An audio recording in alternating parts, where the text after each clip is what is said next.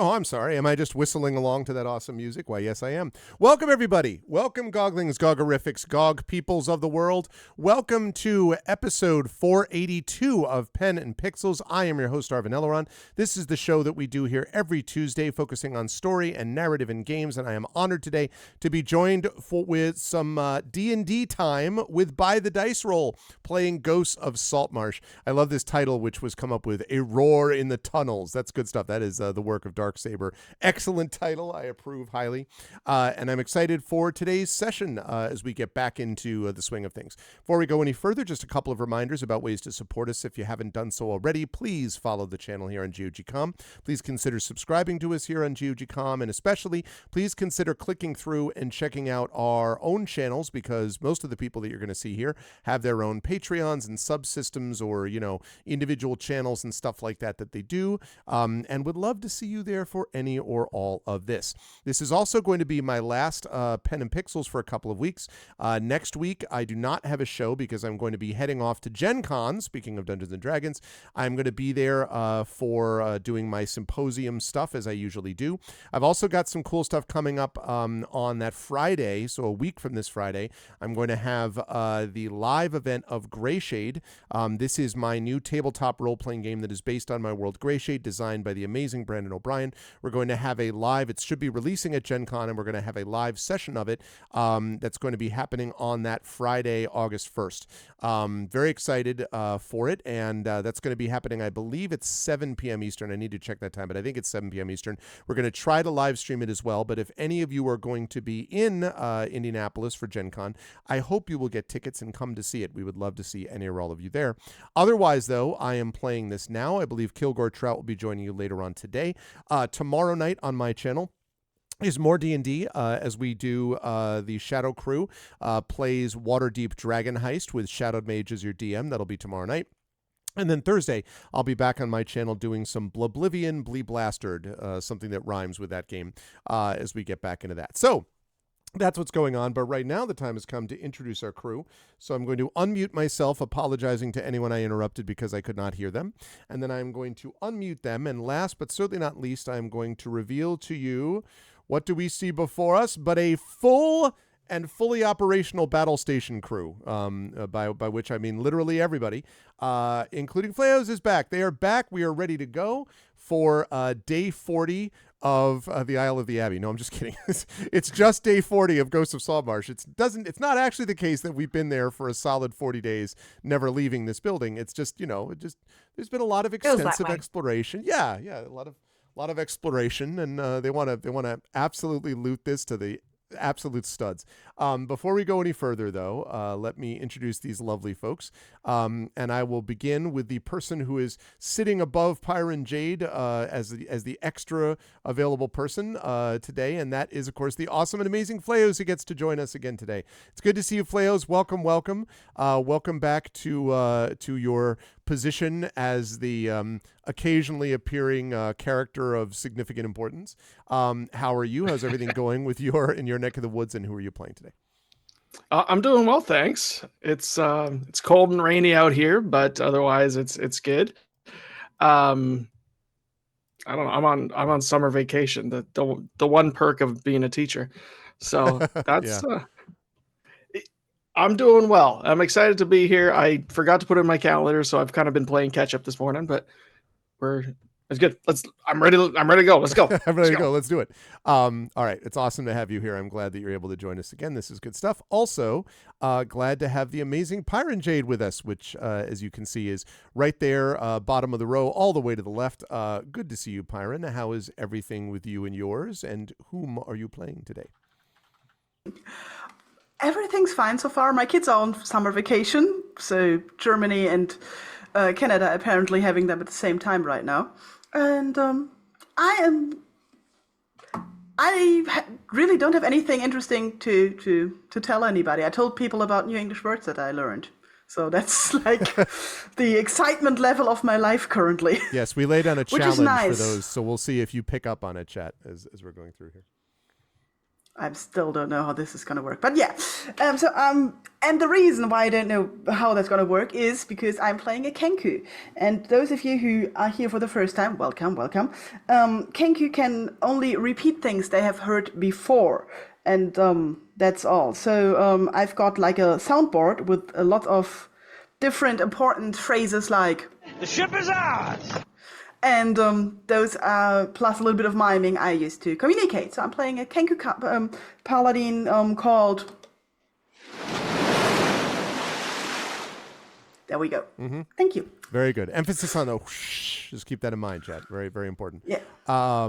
Always a pleasure to have Pyron with us. And also, of course, a pleasure to have the amazing and awesome Darksaber 2K with us. Again, thank you, Darksaber, for dealing with not just not just Moobot and Dashboard today, but also giving us the Roar in the Tunnels. And that's very appropriate. I have in my notes here, Roar in the Tunnels will take the entire session. So I'm looking forward to you doing nothing but the roar. I'm just kidding. It's going to be awesome to see what happens in these tunnels. How are you, Saber? How's life with you? And whom are you playing today?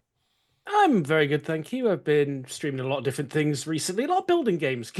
Just sort of seem to have had interesting stuff come out recently, and I've been playing a lot of them, like 2 Point Museum, The Wandering Village, which, if you like Discworld, is worth trying because you're on the back of this giant wandering beast that you can sort of build up trust with and navigate around the world. So it's been a very charming way to spend some time. But I'm very, very excited to be back here, although less excited about the roaring thing in the tunnels. But I can't just bloody leave it alone now, can I? Dragged us down here, and now I'm like, I'm beat up. Do we have to keep doing this? Everyone's like, everyone is just like, oh, maybe it's time to leave, and they're like, but then there's that one thing we won't get to, and I'm like, yeah, you know, it'll be interesting to see. Well, we still haven't found the bloody evidence that I dragged us down here for in the first place. Me being Mirthwell Gagonian, dwarven artillerist at your service. Very excited for all of that. Always a pleasure. And yes, I should have mentioned before, as Fleos mentioned. Do you want to just quickly say in chat, Fleos, Oceanus? I apologize for not following up with you on that. No, that was me too. I just totally spaced out. So I'm playing as Oceanus, a sea elf of the warrior sidekick class, because I can only show up every once in a while. Sidekicks are nice to play as. They just kind of help out. I give kind of buffs to characters from time to time. And Oceanus appears to be full health, which might be beneficial in this current moment. It could very well be. I mean, we don't know. Maybe actually it's this place has dropped us in acid, dropped rocks on our heads, maybe dropped rocks he's on the other Lord. things' heads, tried to cook us, shot at us with crossbows. But sure, that thing's fine, right? I totally buy it. What crossbows? Ballistas! Siege crossbows! That's bloody right. Big crossbows. It's still like, somebody brought a damn siege weapon into the dungeon. Like, And not only once, but twice. Or did we find a third one by now? I think we didn't. Yeah, we found a third one. 4. We Three did have a times. third- Thrice. Thrice. that we I- found. Yeah, I mean, who knows? Like, anyway, I am excited to see how that all happens. So yes, maybe Oceanus will be very useful for not at all absorbing siege weapon attacks. I'm sure that won't happen. It'll be fine. Anyway, always a pleasure. Wanted to mention that, and again, pleasure to have Saber with us. Also a pleasure to have one peripheral mic, also known as Wholesome Horror Gaming, Mike Smith, with us. Good to see you, Mike. How's everything in your neck of the woods? How you doing? And who are you playing today? Yeah, I'm really good. I just sort of toddling along, really, playing little horror games on a Tuesday and currently playing Court of the Lamb on a Thursday and watching all of my followers become little cultists and try and like eat each other and eat poop. It's quite funny, to be honest with you. It's a delightful little game. Yeah, today I'm dead excited to be stepping back into the shoes of Silvo Janus Betulus, our aberrant mind half-elven sorcerer, who's just about getting a hang of his magic, as in like... He knows how to switch some magic spells on, but not off, so there's still that wibbly floating hand near him. But there, I'm excited. Let's go. Very good stuff. Always pumped up to have Silvo back playing, getting to see the depths of Silvo one way or the other. Always a pleasure, Mike. Also a pleasure, of course, to have Inanda with us as Inanda joins us again. I'm very excited to have Inanda back. And so other than telling us how awesome your dog is doing, that's very important. I'm going to ask the same thing to Bruce, spoiler alert. But besides that, how is everything else going with you, and who were you playing today? River is awesome as always. And during the heat wave, we were doing some extra training, teaching us some new tricks. So that was fun, which was still ongoing. But yeah, I'm ticking along. Thank you. Trying to get back to a solid streaming schedule. It's a work in progress. Hopefully, I'll be back more regularly very soon. But yeah, ticking along. Thank you very much. But yeah, today I'm going to be playing Brian the Bloodthirsty, who's a water genasi fighter pirate.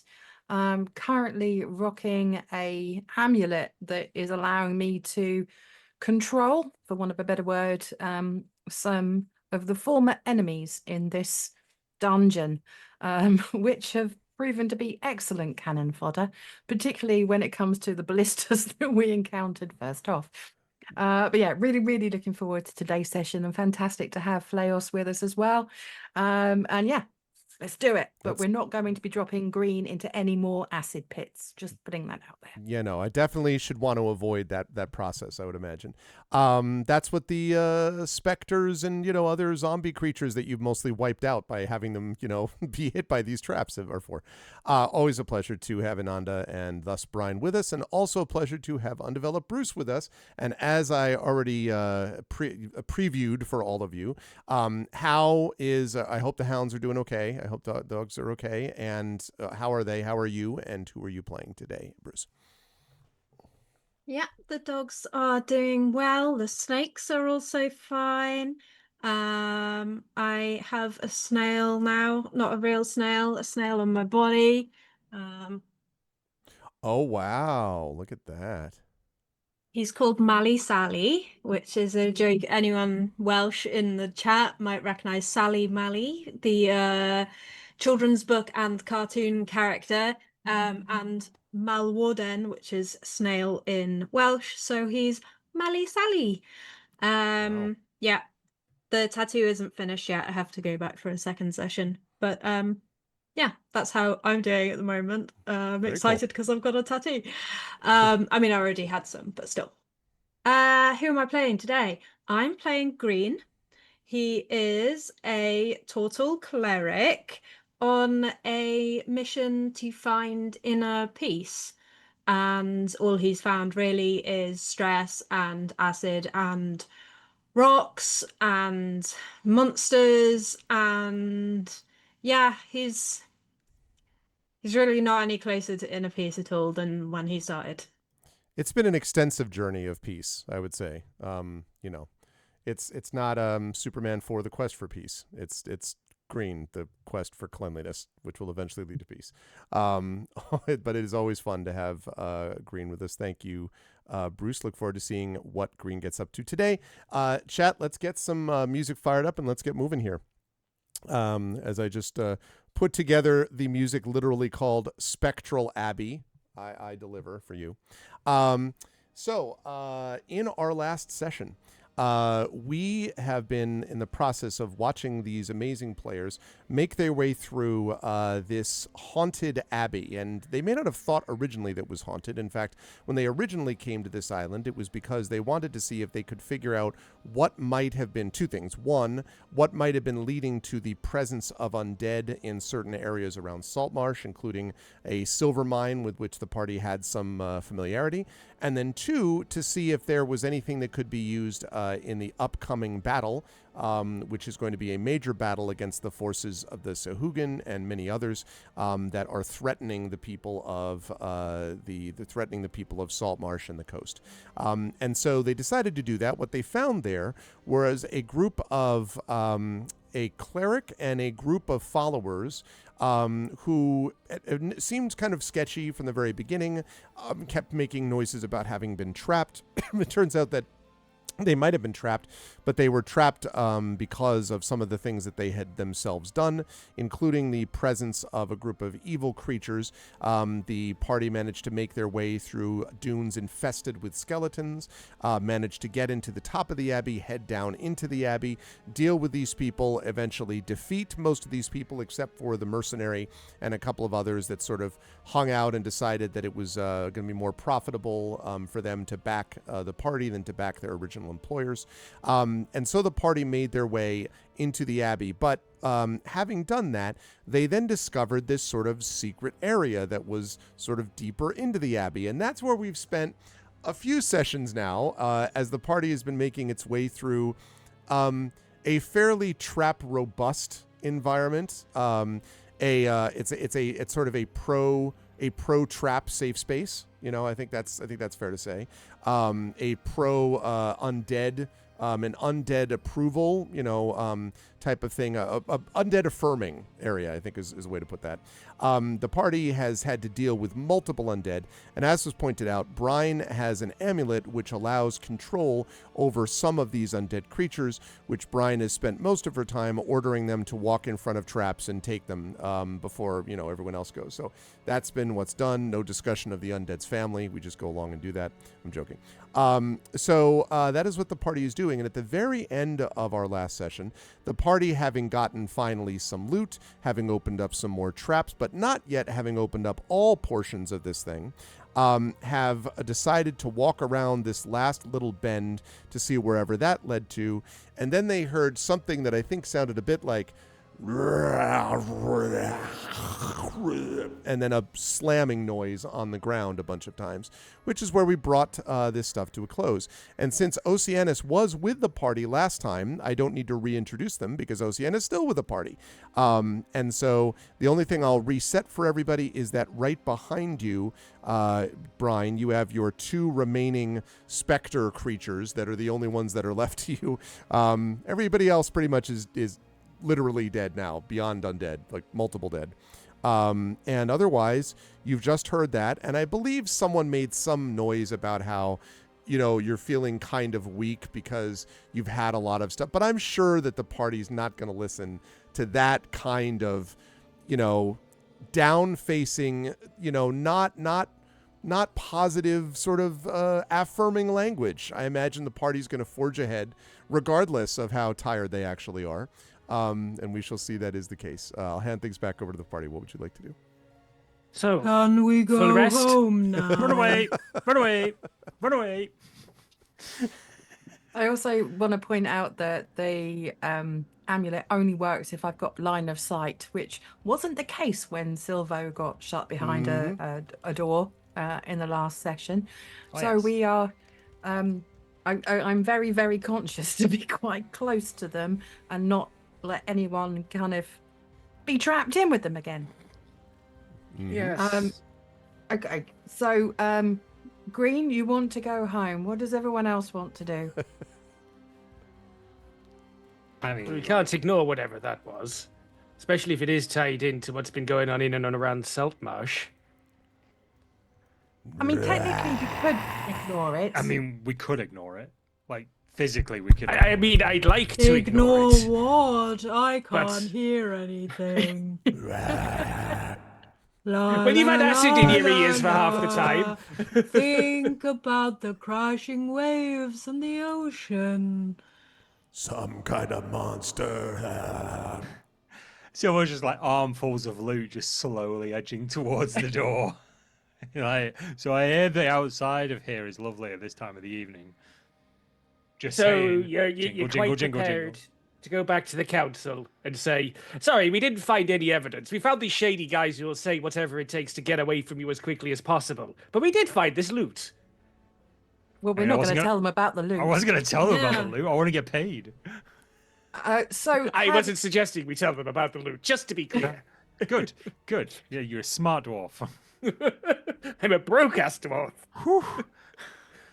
Can you remind me, have we actually peeked around this corner? Just enough to see what you see there, but not around the other corner, like so that you can see to the north. That you have not done. We heard a noise, decided that was enough dungeon for today at that point. Okay, and this door here, where I am, that's not one that we bashed down, is it? That's a opening regular floaty door. That's right. That's a regular one. Okay. That's correct. This one here, I mean, I believe, is the You're one that thinking you more bashed slidey down. surprises. Yeah. Okay. How about I gently ask the two spectres to go in front of me and we just have a little peek around the corner. Just in case the scary sounding creature is also one that would be influenced by the amulet. If not, we can run and shut the door. All right. All right. Okay, so Just you're don't gonna touch anything this time. I didn't touch anything last time intentionally. Actually, no, I did. I picked up some coins and caused a big kerfuffle. But I'm not going to touch anything this time. Look how you bronze over that. You're like big kerfuffle. See, now if A Silver said that vampire to me, I'd give jade him a skeleton. squint. Yeah, a vampire jade statue came to life. To be fair, we've got most of that in our bag now, so that didn't go so badly. Yeah, I mean, yeah. So you're I wasn't ordering gonna have most of that. It's fine. you're ordering the I won't specters touch forward. a thing. Yeah, so what I'd like to do is get the spectres to go in front of me, and I'd like to get to around here. And then yeah, I'm gonna be really super stealthy, and the spectres can kind of go in front of me, and I'm going to ask them. I don't know how I'm going to ask them what the creature looks like. I'm also going to peek around the corner, but I'm going to get them to go in front of me and tell them to protect me. Should How it see be how necessary. see-through are they? Like, could you like use them as like cover almost? I want them to go in Riot front. ghosts. They're spectres. I'll be able to see past them. But Yeah, but I like, if there's do want. something in there and it looks out, is it going to see just two spectres chilling, or is it going to see two spectres in a pirate head?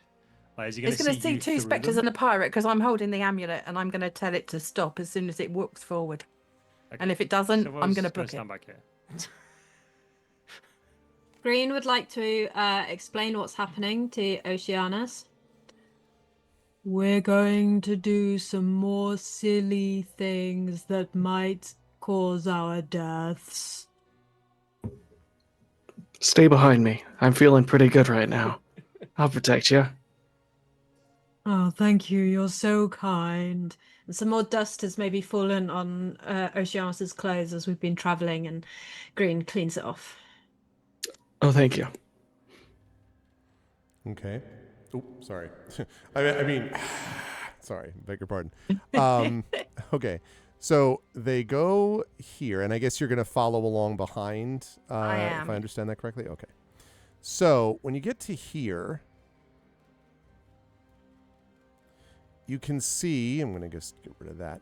You can see that this opens up into sort of. I should point out that the specters are sort of wavering, right, and sort of like growing and, increasing in size, shrinking in size, and so on. But through their somewhat incorporeal bodies, you can see that there is a junction up here. You do not see anything standing at the junction or waiting. You just see that the passageway down this way, and then it seems to go off east and west, but you'd need to look more closely. You need to go up to it to see where it leads. Okay, I'm just going to call back to the others and say, I can't see anything in this corridor. Can I audibly hear whether the snarling is coming from kind of up and to the left or up and to the right? No, it is way too echoey to tell. It's and it's not 100. It's clearly not right in front of you, but it's hard to tell whether left or right. The echoing in these passageways anyway makes it hard to tell, even when you folks are moving around or when the specters say something. Like if you weren't looking at them, their voices also echo a little bit. Okay. I would like to turn around to the others and say, has anyone got any stones or anything I can just like throw ahead of me just in case there's any traps? I already cleaned all of the stones. I brushed them out into the other hall. Do you want me to fetch them? If that's okay, that would be fantastic. Green's gonna go and find like the little pile of very clean stones that he Yes. has swept, and he'll grab a Stacked few one on little... top of the other, probably. Yeah, like is it Macapaka from In the Night Garden? Yeah. Okay. Here you are. Okay, I'd like to like throw the stones, check for tripwires, because the specters obviously float, so I'm aware that they wouldn't set off any tripwires as well. Okay. So I would like to very, very carefully, with the specters ahead, throw stones and check for tripwires. Okay. So you throw them over the next, I would say, whatever this works out to, 25 feet or so, 20 feet. Nothing goes off. No, nothing, like no blade swings down, no pits open beneath you or anything, up at least until this point. Beyond that, you'd have to go up and then toss pebbles left and right, presumably. Okay, and no tripwires or anything like that? That doesn't seem to be. Not here. Although I should say, stones do sometimes, they may not be strong enough to trigger certain traps, but not anything where you would notice that they bounce off wires or anything, no. Okay, in which case I'm going to stealthily continue forward, doing the same thing, throwing stones, checking for tripwires and stuff like that, until I get to kind of up at the top of this section here. Okay. So when they get here, and then you're going to peek left and right, I assume? Yes. Okay, so when you do that, I'm sure you'll all be delighted to hear that there is an intersection that goes to north, and over this way, you'll be happy to hear that there is a corridor extending to the east, and also a corridor up to the east above you. And from somewhere, now, one thing that I will say is that you now hear, that sort of smacking sound and everything does seem to be coming from somewhere in this general vicinity. So it does seem to be coming from the east somewhere. Okay, I'm gonna turn around to the others. I know that Waves is next to me, but I'm gonna turn around to Green and Morthwell. If Silvo and Oceanus can hear as well, I'm gonna say, I believe the noise is coming from the east. Should we investigate the noise? But there are two paths to the north. Silver just goes shrugs from a distance. I'm not that keen on trying to beat our most ballistas triggered record. Green is like just silently holding on to the wall because he's convinced even if someone else triggers a trap, it will like open a trap that happens to be like where he is standing, Yeah, no, I get it. It does appear that the monsters tend to be in the direction that needs protecting the most.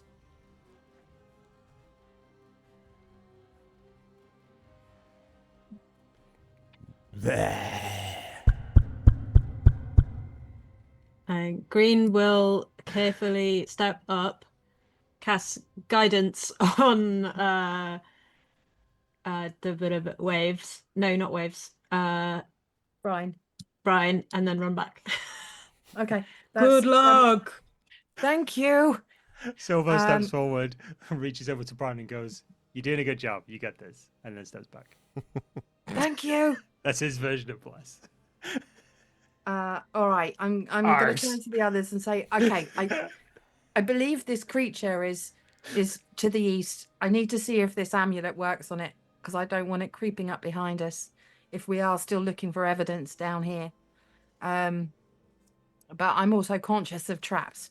So I'm going to proceed with caution. Like if I fall into a trap, you're going to fish me out, right? I don't have the ability to anymore. I'm running on fumes. I'm tapped. Okay. I will help you. I will help you. I picked up some mysterious potions from somewhere, so they may be healing potions. I don't know. All I know is I got some vials of liquid that we could drink if we're in a bind. Okay. I have 1 second stage crystal, so I could save you if you fall in a pit. Okay. But only once, and then I'm done. Okay. I'm going to turn to Waves and Oceanus and say, okay, let me go first, and I'll scream if I need help. It will be a special, I need help scream. It sounds like this. Yeah, like one of those really sort of blood curdly ones. Yeah, like Yeah. Yeah. Mm-hmm. That's reminded me of something. Silvo, leans into Morthwell and goes, "Is this a bad time to tell her that I think I've figured out how to turn invisible?" Why would it be a bad time? But she seems like she's got this under control. I say say it. having that cup. She's fine. She's very assertive. Yeah, no, she's got this. I'm limbering up, ready to dodge. I mean, as long as she doesn't touch anything shiny like last time, what's the worst that could happen, right? No, I'm sure it's fine. I learned my lesson with the shinies. Yeah. Okay, I'm limbering up just in case I need to dodge traps and things. And then I'm going to do the same thing. I'm going to make my way to the east, throwing stones, checking for wires, looking up to see if there's any boulders about to fall on my head, but putting the spectres in front of me.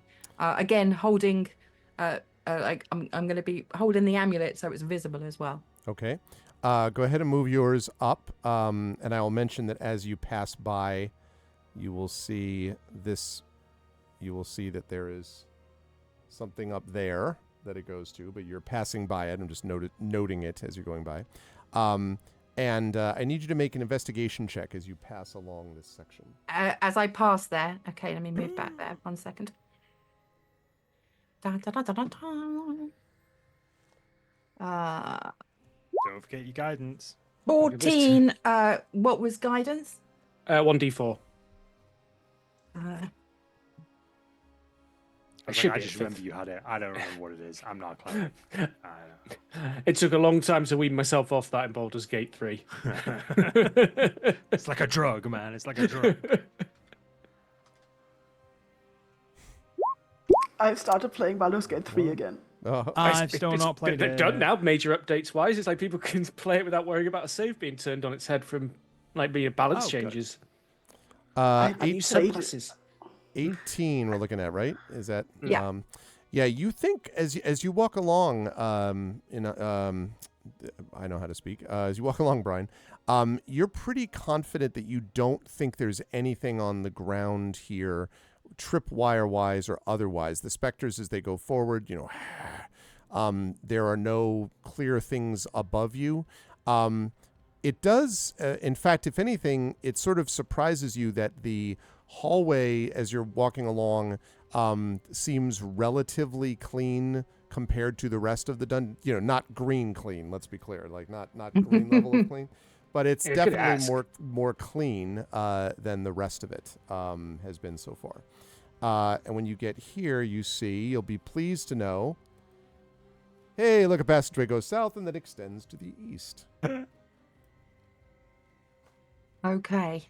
So I'm making my way along. I'm going to turn around and just whisper very quietly to Green, saying, it's much cleaner down here. Oh, I know. I'm liking this. He's feeling a bit more comfortable to follow now. He's just like, just look at this. Ugh. So when you say cleaner, like this area might be used more often than the areas we've kind of looked at? It looks like that might be the case, but, appearances can be deceptive. We know this. Yeah, I'm going He's to just prod like, the floor as I'm going. shh. Again, you Just, hear a get the cobwebs. definitely coming from, this direction for sure. Okay. I'm going to continue my, sweep and throw stones and be very, very cautious and making sure that I'm checking up and down and sideways for any traps. So we're looking like this way. Yeah. Basically, okay. Another investigation for me, please. And I've got, I've still got guidance, haven't I? Oh no, that was like a one-time thing. It's a one-time. Oh, rolled a nat 20. I mean, just Oh, everything is fun. wireframe. You're like, I see all. No. I'm in the Matrix now. Yeah. No, you are the one. You feel pretty comfortable again. The area seems quite relatively free of I don't want to make it overboarded. Like there is a little bit of dust here and there, but it just seems like less of it, and certainly no wires or pit traps or anything that you can notice. And you'll be happy to note that the passageway goes down and then seems to extend up to the north, from where you can hear more of the yammering and snarling and then the smashing noise. Okay. I mean, I'm still ready to book it if this creature that we happen across becomes aggressive, even with the amulet. But I'm going to continue moving forward in the same sweeping pattern, looking for everything until I get to this corner so I can see what's at the top of the corridor. When you get here and you look up, you see the end of the passageway extend to something. Facing away from you, it seems. At first it looks like a kind of almost a crystalline pillar, might be the way to describe it. It's this large crystalline pillar. And as you look sort of more closely, it does seem odd in that there are sort of gaps in the crystalline pillar. You'd need to look a little bit more closely, but it seems to be blocking the doorway. It's definitely an open doorway into what looks like maybe a larger room, but there is a crystalline pillar of some kind that is facing you here. And from behind it, you can hear somewhere here-ish, you can hear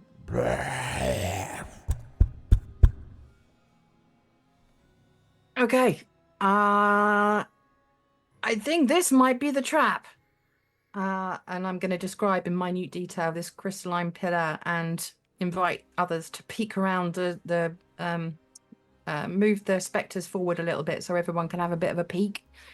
Do I recognize this? Is it something that I've happened across before? You don't think so, but if you want to do well, you could do an investigation check. It's going to be limited what you can sort of determine from here. Actually, you know what? I take that back. Perception check. Limited what you could perceive from here. You might have to get a little bit closer, but you certainly do not remember having you've encountered crystal before and pillars before. You don't know anything about a crystalline pillar exactly.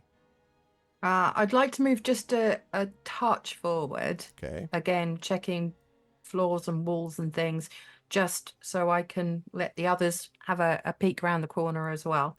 At this point, I do want to tell you, Brian, that the specters are kind of blocking your view. I mean, not completely, but it does make it hard to get any sort of detail. So if you might have to move one of them off to the side, or I'm just letting you know it's a little bit hard to see with both of them blocking your view as you go. All right, I'll move one in front of the other so I can get a clear view then. Okay, and then you're going to walk up next to one of them, presumably? Yeah, like that. When you get closer, you see it might not be a pillar. it might be the back of a crystal statue of some kind, which is very large, exceedingly large, larger than the top. But it seems to be the back of a crystalline statue. You can see it sort of slightly glittering in the light. And beyond it, like it almost completely blocks the view, but beyond it, you think you see some occasional motion or movement, but you can't see anything because it's being blocked by this thing. Okay. Can I still do the perception check on the statue to Sure. see if I... Excellent. Sure, you can. Perception, you say, yes? Yes. 15. Yeah, definitely you think some kind of a statue, now that you're looking more closely at it. It is, again, because its back is to you, it's a little bit hard to sort of note the full details of it. But it looks very strange because although it is a sort of crystal statue, it has this very broad back. And it's not sort of shaped or formed like most statues that you've encountered before, but it's hard to get the details from behind it, because you're pretty sure you're looking at the back of this thing. Okay. Okay, guys. I think this might be a trap. There's a statue blocking the door. Whatever's making that noise is the other side of this statue.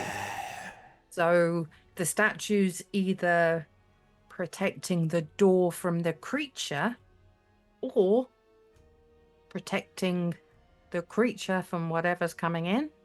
Either way, I don't know how prepared we are for this. We met a jade statue that was quite feisty. Hey, I'm idea. not feeling very prepared.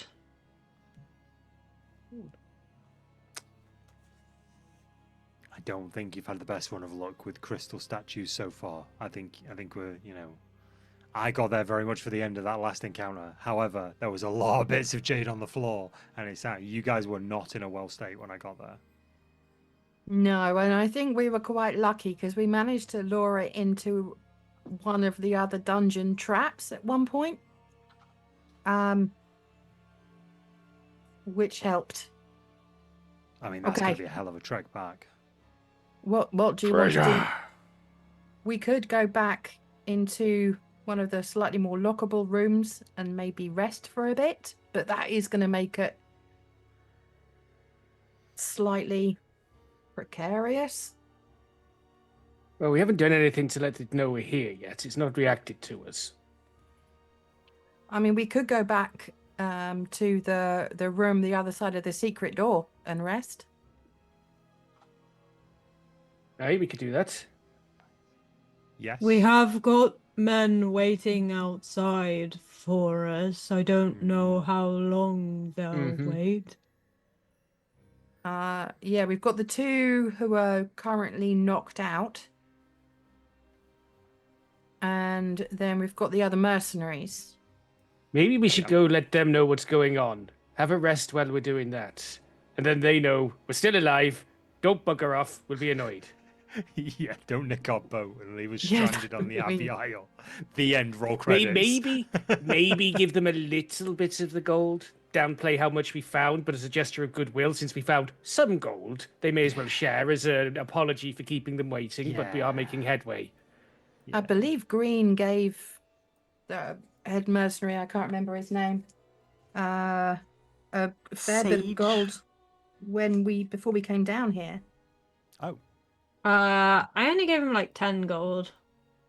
Which is quite a lot.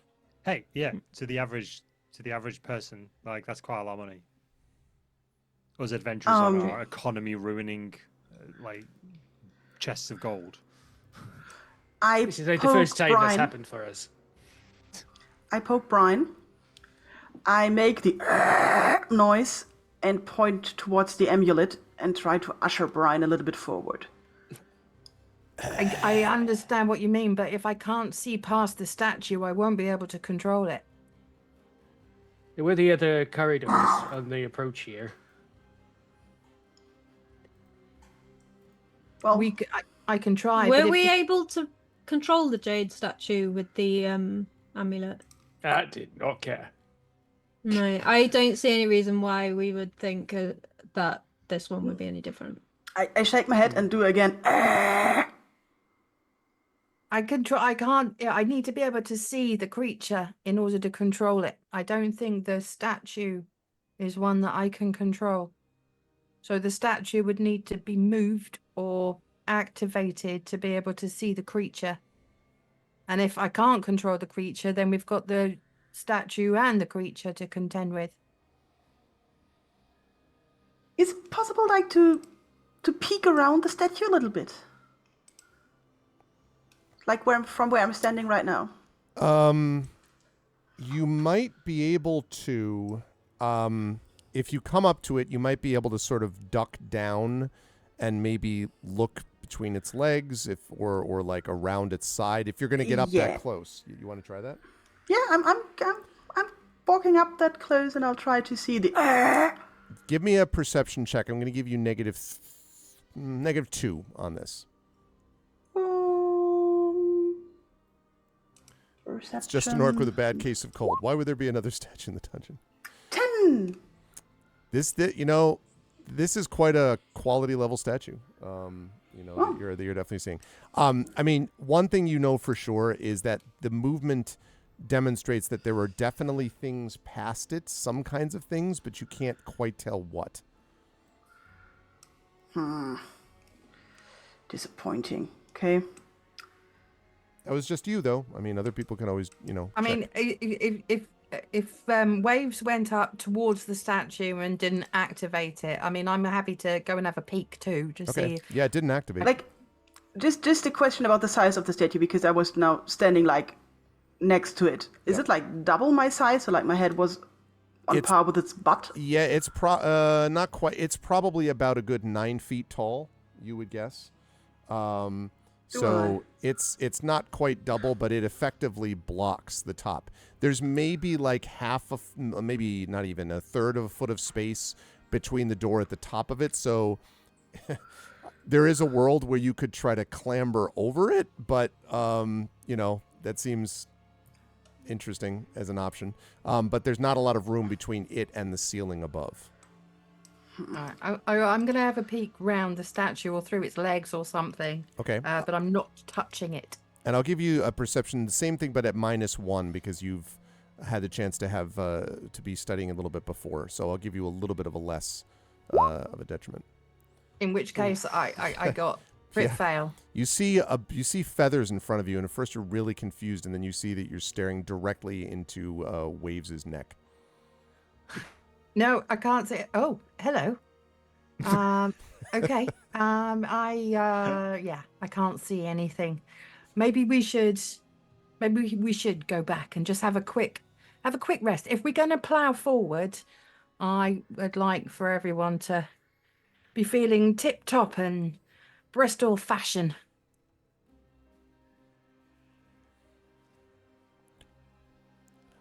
Assuming this is, by the way, where everybody is, Morthwheel, are you actually where it shows? I was edging over there to have at least check for traps up to there. Okay. Checking the floor, checking for wires, checking the roof. Yeah, and Oceanus, you're right next to Green, right? The two of you are in lockstep, more or less. It seems like. Okay. Yeah, that's right. Okay. All right.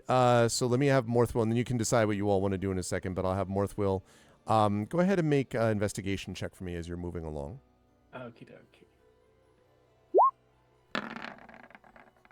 23. Yeah, you don't think that there's anything obvious, and like definitely along this passageway. I don't know how far up you're going, but at least up to like here-ish. I don't know how far beyond. Yeah, peaky corner area. So if you look that way, we area. have this. You can see there's another door there, and I'm sure it's not a ballistic cupboard. Oh yeah, I'm sure that's not a ballistic cupboard. And there's a door there as well. At all. And there's also the passageway kind of like snakes around to the right and to the south. It's never a bench that says rest here, is it? Nope. It's always a fake door. There's no glowing, but flowing there's diamond one that that says says- save point. It's one that says dedicated to the memory of, and then Yeah, exactly. Thanks to the generosity of Joe P. and Susan A.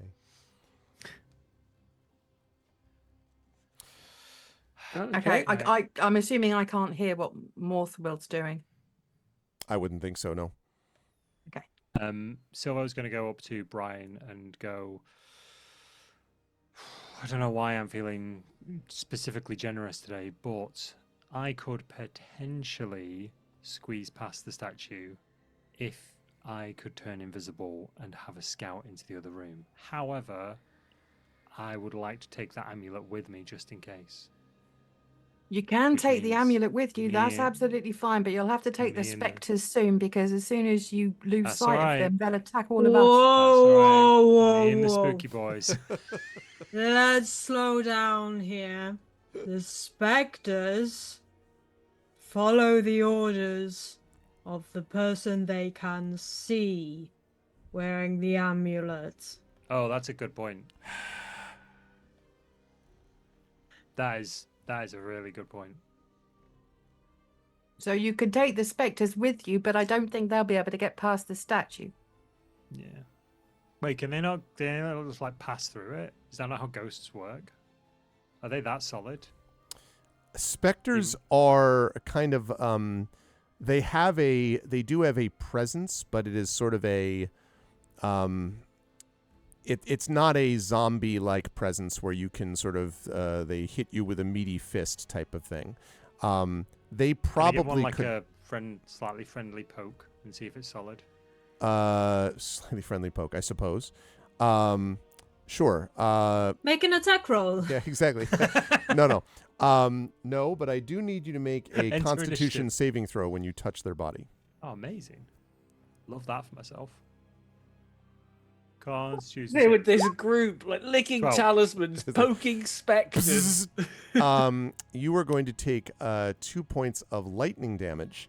The good news is you definitely could poke through them. They seem to be electrified clouds almost. Like, so.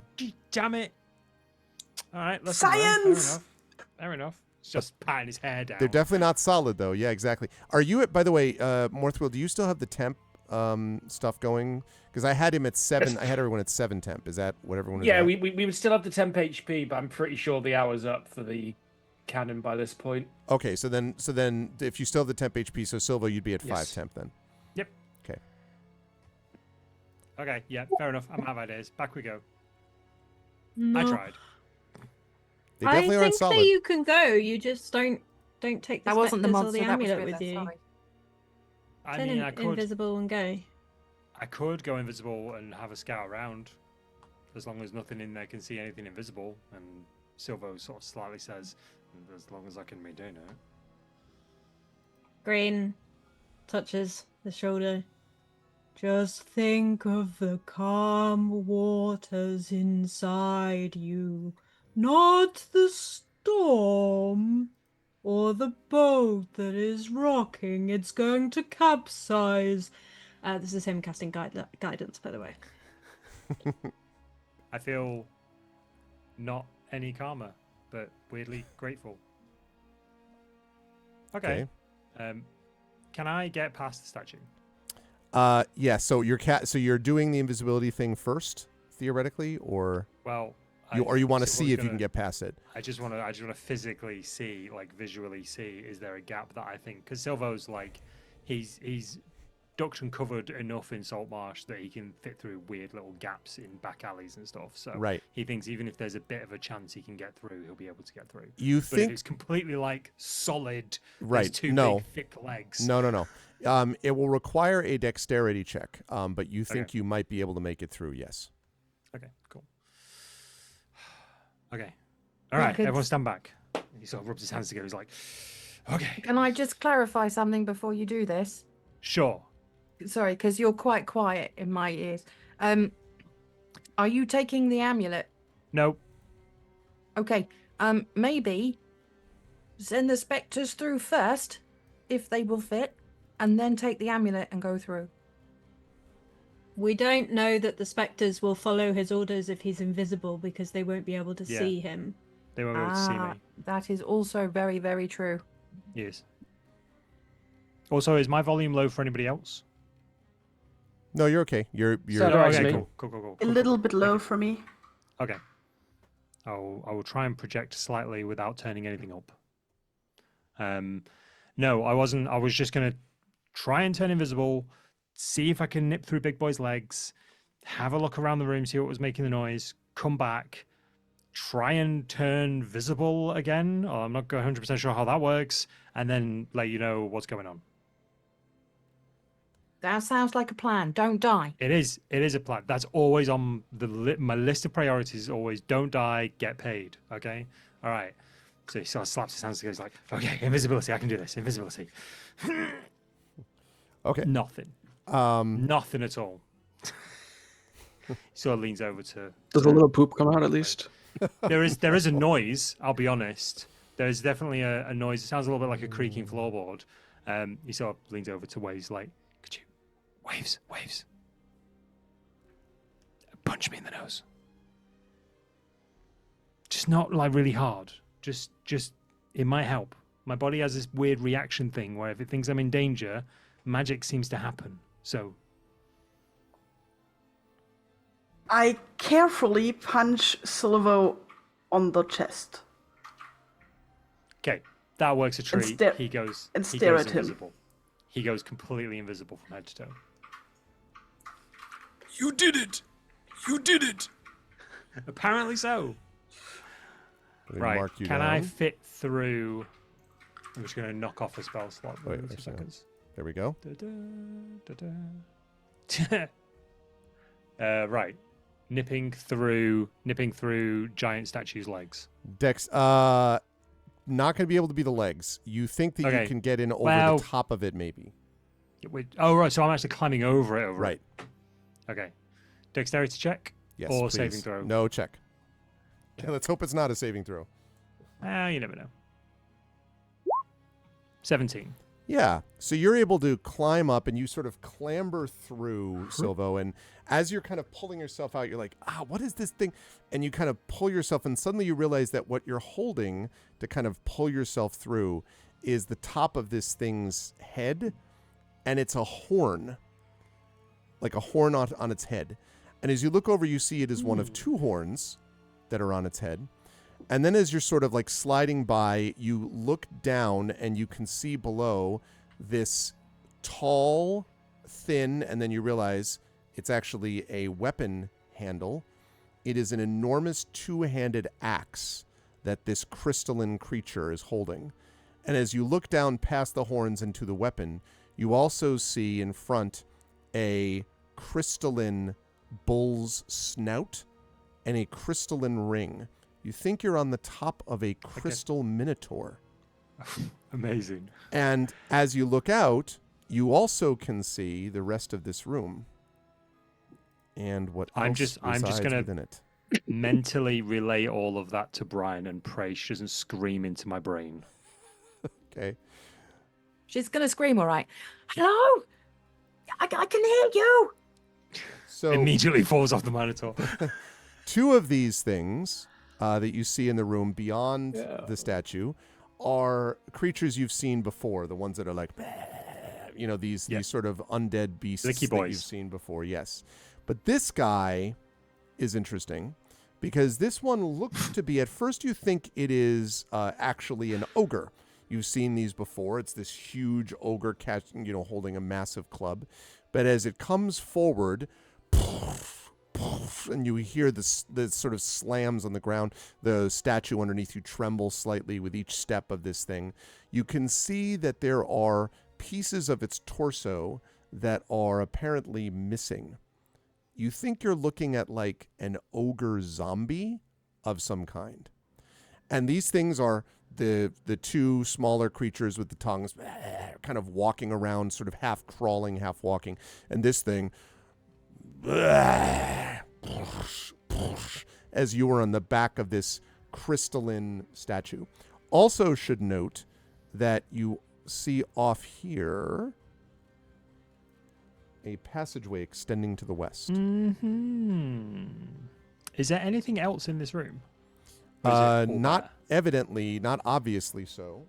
At least it doesn't look like it. You can see that there is sort of like as they're kind of walking around, you can see just sort of a lot of stuff being dragged around. But interestingly, actually make a perception check for me while you're standing on top. You can do this at advantage, I think, Silvo.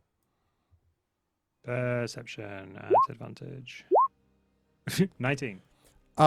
Right below you, you notice that the ground around the statue is surprisingly clean of dust and debris. Like in a circle, or just like in like it just gets dustier as it goes away from the statue. That, I think. Okay, Mhm. that's weird. That Is feels like a this green when thing. we find out the green has an evil twin? Made out of crystal? My name is Blue. Yeah. Okay, am I still on the statue, or have I successfully dismounted the Minotaur? I figured you were just enjoying being on the back of this statue, but you know, I'm if you just wanna, swinging like- on the ring. I'm Yay! just like, Okay, so as you sort of slip down to the ground, you can do that. okay, I'm gonna, for some reason, remain low, because that's apparently something Silvo does, even though he knows he's invisible. And I'm gonna say to Brian, okay, he's gonna move around. He's gonna say to Brian, okay, so we've got two little undead licky boys, and we've got one very big undead boy who, some sort of ogre, not sure. The crystal statue is definitely a minotaur. It's got a weapon and it's really clean around the floor, so I don't really know what to do next. I don't know if we want to try and take control of these people. I don't know if I want to come back through. There's a corridor that may or may not lead to somewhere we've been. We got options. I think I'm still screaming. Are you safe? Are you safe? Yes, inside voice, inside, literally inside my head, inside voice. And okay, I'm gonna still. I'm gonna like shout, whisper. Yeah. Okay, Better, I it's guess. time to come back now, Okay. so that we can all stay together. Silvo is going to try and get back to the front of the statue, presumably where all the helpful hand-holdy bits are, like, you know, the nostril, the hand, the horns, that sort of thing, the ring, and then clamber back over. I would love a Presumably dexterity check, please. Yeah, as I'm you sure climb up, you would. As you climb up the front of this totally 12. anatomically correct. So you get up to like the shoulder, I would say, and then And I'm just like, ooh, do you work out? it's great.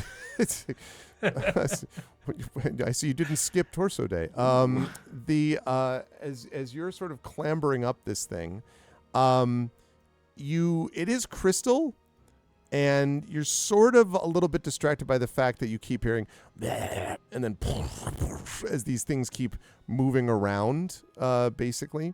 And so you kind of struggle a little bit. You're going to need to make another check, please. Another dexterity check. Yes. 19. All right. And you pull for the top and manage to get over the shoulder just as this thing kind of randomly moves here. So you are now on the other side, back on the other side with your companions. As soon as Silvo gets into reach, I'll try. I can't see him. God damn You it! can't see I'm me, just yeah. standing there. I'm just standing there, not doing anything. You. Suddenly, a presence enters. You don't know what Yeah. it is. It's a very mysterious You just- presence. It seems to trail shades of doubt. and Swearing uncertainty. quite a lot and sounds a bit like Silvo. It's just like, that was a big, big, big zombie. Big zombie. Nearly had me. Wow, it was this close. This close. You can't see what I'm doing, but it's this close. So- Obviously, Brian now can hear audibly, though, is slightly to the side, but she's still going, "Are you safe?" In like Yes. a shout whisper. Silvo reaches out and touches Brian's shoulder. He's like, yes, and I can hear you fine. It's okay. It's okay. It's not ghosts. It's not ghosts. Okay, okay. okay. We're okay. We're safe. It's okay. It's just me. I'm still not certain how to turn this off yet. However, I think this is to our advantage right now. Yeah. So two little Gribblies, one big, quite angry-looking Gribbly. I think you would be able to control it with your little magic pendant, but obviously, large lad is in the way. So, if we do anything in there, I didn't dig too deep into anything. There's no chests, there's no gold. I wasn't that interested. If we do anything in there, don't know what this, and he points towards the statue, obviously forgetting he's invisible. So I don't know what this lad is going to do. Which lad? Big lad, statue lad, big bull dude. Okay. If the jade statue is anything to go by, I couldn't control it with my crystal. So although I might be able to control the other ones in the room, I still think that this crystal statue could do some damage. I He's mean, got I a would big like to have. weapon. He's got a big axe as well. It's an anatomically correct statue. Okay. So should we go and rest before we try and go in here? Should we let the Why are we mercenaries know what's happening? Why are we going in there? There's nothing else in there other than shambling corpses of various sizes. Treasure. There's no treasure in there. Treasure. No, there's no treasure in there unless you're going to huff a giant Minotaur crystal statue back to Saltmarsh on our rinky-dink little boat. Well, we And I'm haven't not even found- sure Morthwell's bag will take that. It won't. But if we're You're gonna looking need a for, bigger boat. Yeah. You can. I tell you what. You can come back with a bigger boat. I'll come with you. You get a bigger boat. I'll come with you. We will take that apart piece by piece. What I'm saying right now is some people, and he's looking over at Green, but obviously no one can see that. Some people, might not be in the best physical state right now. So that might not be a fight. I loathe to say this. I don't loathe to say this. I'm a coward. We might want to pick our battles. Because that looks quite dangerous. It's as big as... Wait, was it as big as the statue? All right. Pretty Why don't big. we take it Yeah. in turns, saying how we feel, what weapons we have at our disposal? I will begin. I'm feeling quite well, but I have no way of harming anything except for these. He goes like shaying and it's his claws. Damn. I am able to heal a little. That is it. Okay. Waves stands up straight and looks perfectly fine, by the way. Not a feather out of place right now. Full of energy. So you see the problem. And, yeah, brandishes the rapier, makes some movements with their hands, just like magic stuff. And then points towards the doorway again, makes and then smash towards the crystal statue. Brian is looking a little bit beaten up. She's had a bit of a nosebleed, split lip. She's not looking fully okay. I mean, surprisingly, Silvo looks better than he ever has because he's got temporary HP and full health. And invisible. And he's completely invisible. So no one actually really knows. We don't know this. He's never looked better. He's never looked better. He's completely We assume he's secret. just fallen over again. Yeah. Is Morthwell back I'm- from Hey. the investigation? Yeah, I'm still Uh, looking at the back.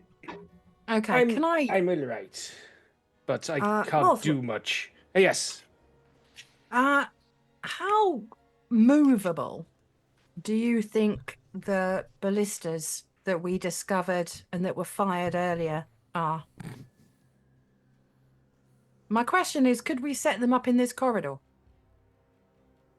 Potentially, I suppose. I wasn't really much of a siege works dwarf, though. I'm Got going some to turn to limited the Right. other. experience with fitting them on ships and the like. I'm confident I could do it. It's just I don't know how beneficial the time investment would be. It also occurred to me we could just go interrogate Sleeping Boy out there while we rest. I mean, that would be the big We know brain enough to tactic know- things to do. We know enough to prove that we've been pretty deep here, so maybe that'll predispose him. I mean, we could do both. We could go and interrogate the sleeping guy whilst we take turns to rest, and then set up the ballistas along this corridor so that we can come out swinging. Now, the problem we've got is all of the ballistas we found have been triggered, meaning they have no ammunition. And they're all on the other side of pits, so we would have to carry them over pits, and I don't like pits. There was one that wasn't triggered, wasn't there? And that's this one. No, I triggered The other that. two have been triggered. No, I triggered that last time because I opened the door with my mage hand. Mage hand. Yeah, with my magic Yes. hand. So from the ones that have been fired, are the bolts, for want of a better term, destroyed or buried in walls and things? Are they retrievable? Is my question. I think we had the first 2 ballistas smashed by our undead. I think No, seem to the remember undead that. were smashed by the ballistas. Yeah, and then we had sent the other undead, I thought, to smash the ballista because we weren't sure if it would go off again. If I'm wrong, but I seem to remember it that way. I believe I believe that's right. I believe that you had the undead also smash the ballista, but there are some functional, including this one, that did not happen with. The bolt was embedded in the wall, and there were some bunch of rocks and stones. You don't know if it's functional, if that bolt is functional or not. I think the clever thing to do would be to go and interrogate the sleeping guy, and maybe have a little bit of a nap, just so that everyone's feeling tip top before. If we are going to go into this room, I think we need to prepare a little bit, especially looking at Morthwill and looking through the bag of holding and like tapping the dragon and I stuff trust like that. whoever's got the amulet to keep those monsters Silvio was talking about under control, but I'm pretty sure it's not going to work on the statue. And if that statue starts moving, I think we're going to have a real bad day. I think so too, especially with the jade statue that we happened across. Yeah, if I hadn't have heard about the jade statue, I would be like, no, it's purely decorative. But seeing that this place has a ratio of statues that come alive, like I would definitely think this is not something we want to annoy without preparation first. I mean, But I Arv, think we're happy just going back to Saltmarsh with our loot. I'm just gonna. throw Arv? that out there. Yeah, how are the legs of the statue? Like, are they close together, or fairly is it close standing like? fairly close together. I mean, they're very thick legs. I'm just saying. He a thick boy. Yeah, just asking. But if we're leaving, it's not relevant. If we're leaving, because there's a really big room in this dungeon. It's the over the top. I mean, we had Silvo doing the over the top thing, so you know, that is a path that has happened before.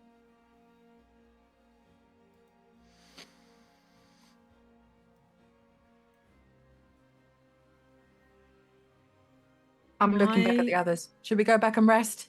We can always come Aye. back here. Yes, let's go and rest. We will decide what to do in the morning. For all we know, our boat has been stolen. That's the optimist. Love it. You just hear a voice as like Silvo sort of like brushes past you and Oceanus. Yeah, give me a few hours. I can definitely whip up a few things to help with crystal statues and them needing to not be in the way. That sounds like the best plan, I think. And rather I'm than- not suggesting the mining explosive. I was gonna say, wait, don't you still have that bomb? Like, it's pretty sure you still have a bomb, Yeah, Hey, what we about might that need to use bomb? that to seal the entrance. We're not through this yet. like an actual bomb. Yeah, let's maybe keep that. Keep that till the final boss. Yeah, keep that. We're I might need it later, you know? Yeah, you never know. I need Okay. 85 Phoenix Downs. I totally Yep. do. Need 85. Oh, I'm doing that with I've Final got Fantasy made a Rebirth at soft. the minute. I just yeah. Right. Green is like off. He's walking home. Or green. He's just like he is still like cleaning everything on his way, but it's just in such a dejected manner. Like he's just sweeping, like occasionally just wiping at a wall, just looking very sad. All I wanted and was inner tired. peace. Managed to trick All the I one found trap was that nobody turmoil. detected or set off.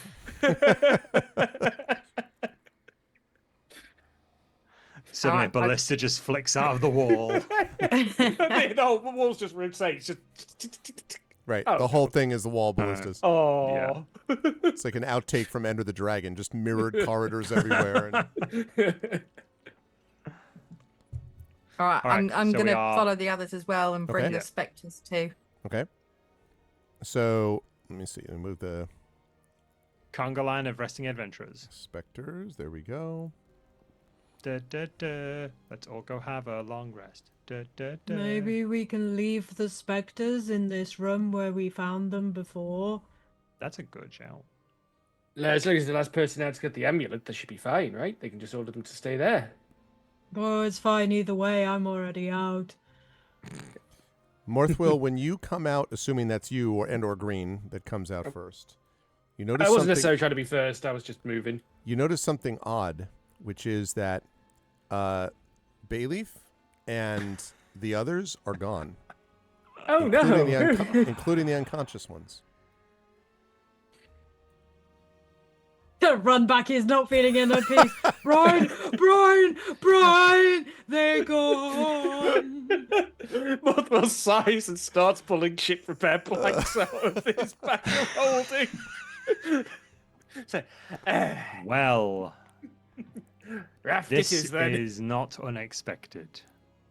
Can we see? Well, yeah, we'll be able to see the beach from the exit of the Abbey Willow. Yeah, it was worth a look, though, innit? I'm gonna gonna- go outside because I'm invisible. Ah, that's a good plan. If they're waiting to like kiss us down as we leave. Yep. I'm gonna go outside. Morthwell just whispers. I just whisper to Morthwell. I'm gonna go outside because I'm invisible, and then just. I was halfway through converting that man.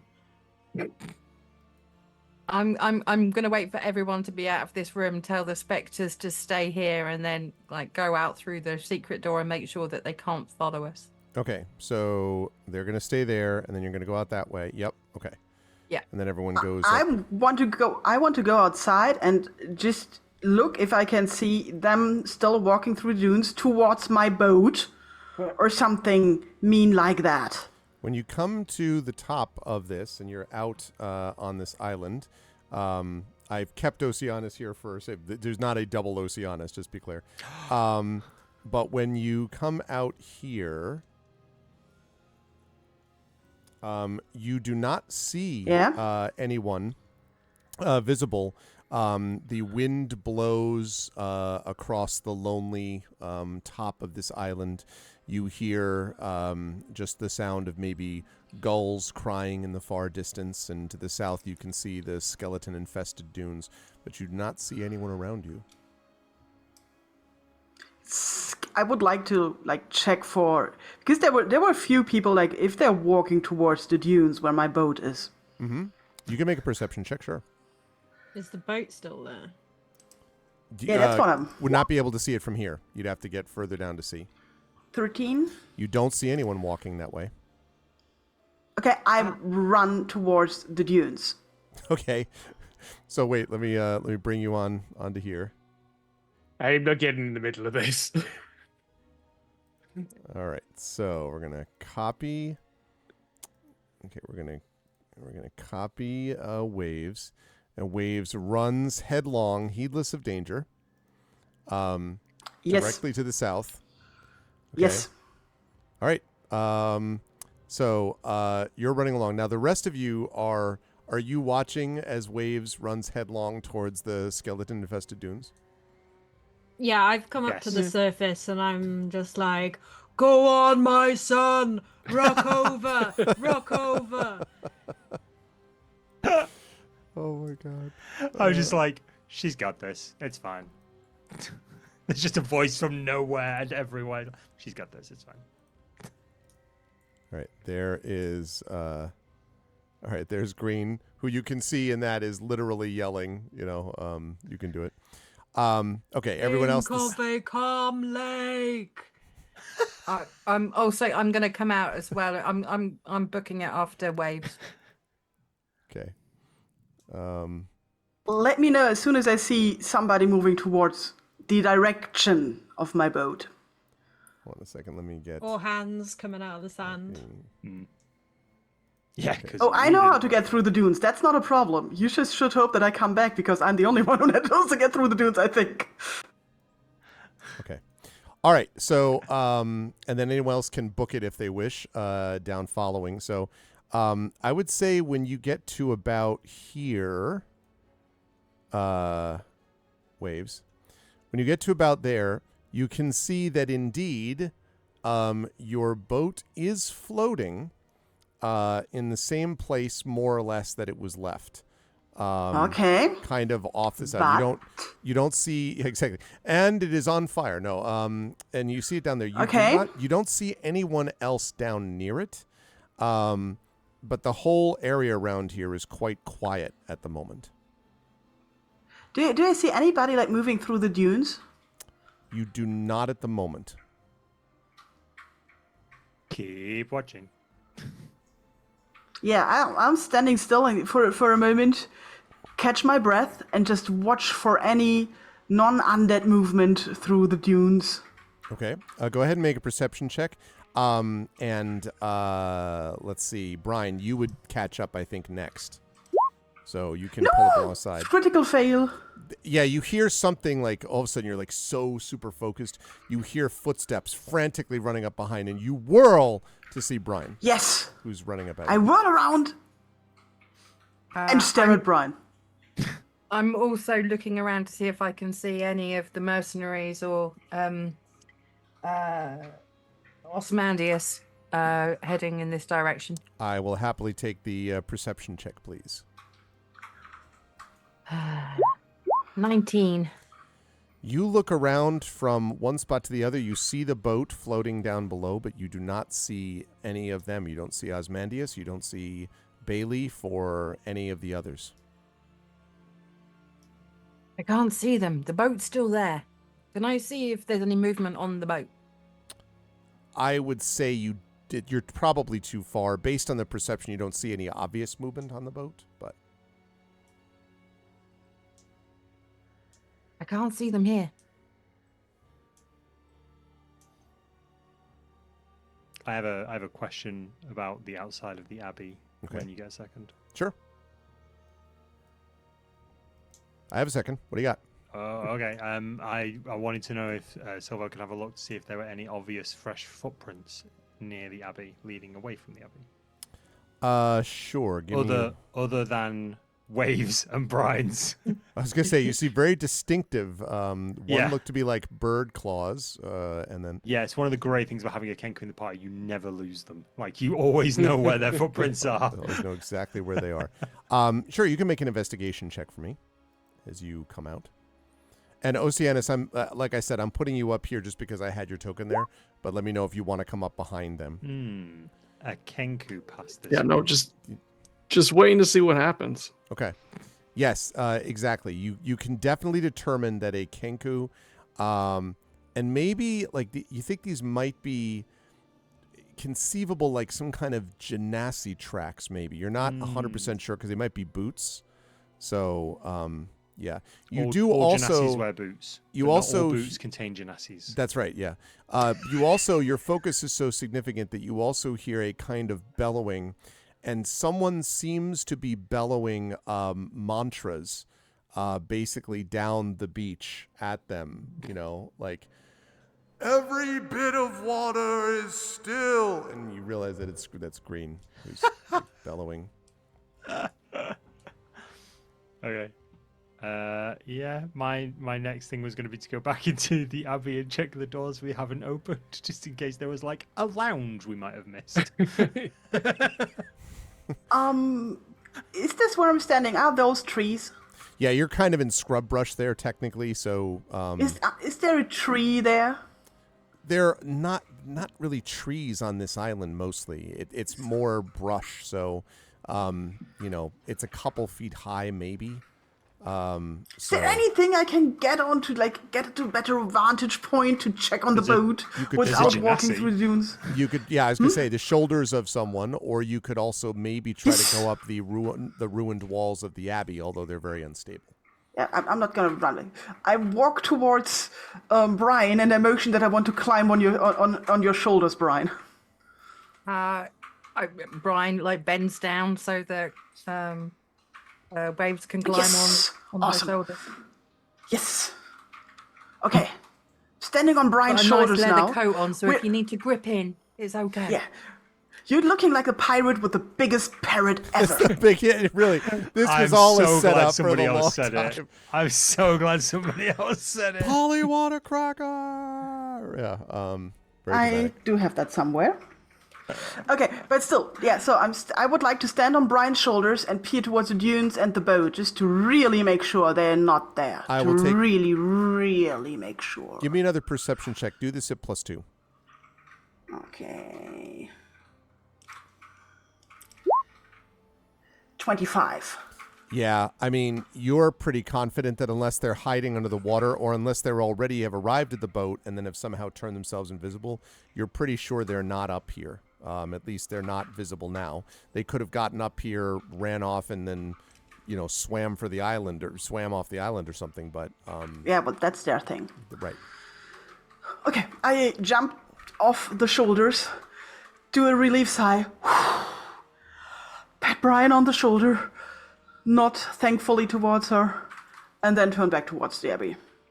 But I'm still looking on the way through all the scrub because they might still be hiding there, waiting for me to not watch them take my boat. while we do that, Morthwiller, have you come up or are you staying down below? I probably would have been following Silvo.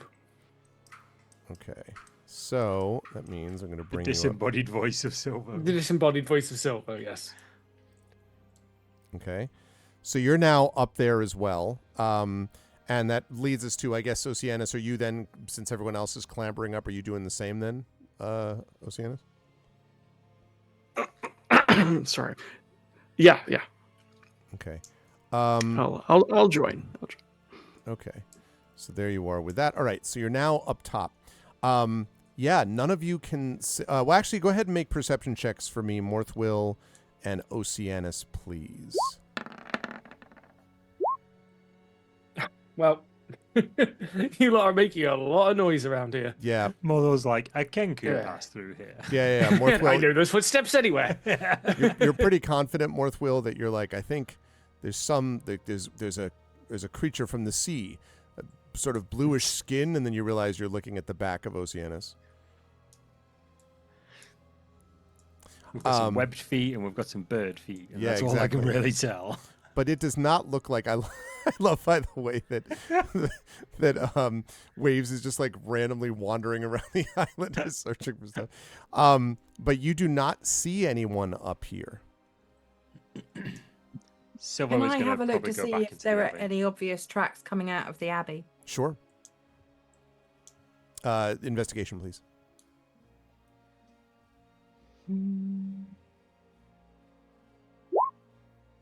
Six. All you see is where Green has been sweeping the sand flat. You see the last bit of tracks being swept away, and then Green looking back at you. A green has passed through here. It's can't like a see tracks anything. anywhere. Yep. This Zen garden stillness anywhere. There's the rake coming up. Yeah. It's tiny rake just going across the sand. So if they're not up here, They were must still be they down in there. the room downstairs? Whoa! You know how he turned people into monsters? What if he turned more people into monsters while we were there? No, I was enlightening him to the path of Eldath. He wouldn't do that anymore. I mean, yeah, either that or I would like to think he wouldn't do that anymore, but some people can't be trusted. Also, I'd like to think if he strayed from the path of enlightenment, you'd get a very swift case of broken neck again. I'd like to go back downstairs into the abbey Okay. and just have a look at where we left Osmandius and Doohickey, whatever the other dude's name was. Thingy and the Doodah. mercenary. Yeah. To I see if think we there's all any... come back down. Okay. What's that way? So you had left a couple of them here, Yep. sort of, and they are not there anymore. Is there any rope on the floor? There is not rope, but go ahead and make an investigation check for me, Silva. Okay. An investigation check. It's a 7. A What Kenku with these passed through rolls? here. No rope. And I got a 16. Brian, you think you see, but it's not long. You think you see sort of drag marks, as if something was dragged away from around here, but then it quickly vanishes. Like there's not really tracks beyond them. Can I just check in this room? Sure. Because that's where my scared friend was, with the very interesting statue. Yes. Yeah. When you open the door, you can see a group of these, actually multiple statues. There are a bunch of small statues and figurines. There are dogs and horses and monks and pilgrims and footmen and knights on horseback and several garden gnomes. And they're all between roughly 1 and 3 feet tall. And against the back wall are 2 life-size statues, one holding a robed skeleton holding a large scythe, and the other is a Medusa. And there are several blankets, a pallet of blankets in front of them. So no people. Not that you can see, no. Okay, close the door. Oh, they're not in that one. Which direction were even the start of the drag marks looking like they were going in? I mean, like, I'll draw it quickly, but let's go with that. I mean, kind of that way, but that's not saying much. I mean, basically just away from the wall. Okay. So, yeah. I'm looking in this room. Okay. Was that green I just heard? Yes. Okay. These are the same. You saw this before. There was this sort of pile of broken lumber. There were these pallets on the floor and so on. But there is no one in here now that you can see, Green. Can we go up to this room? That one, as you look at it, just seems to have a cot, and there's a bunch of sort of a jumbled mess in a lot of different places as well. But again, you'd have to search to find the details. You may have looked through this room before, but there's definitely nothing hiding in here that you can see. Okay. I Did we definitely check- entered that room. Did we check this room to make sure they're not just like having a sleep in there? Not yet, no. We did check the other one. We checked this one. And Okay. you've just checked these 2. Yeah. Can I check this last room just they're not like, having a nap and we having a fuss over nothing? Mm-hmm. Yeah, no, that is the room before that had the bookcases, and there are bedrolls there, but there is no human inhabitants of this.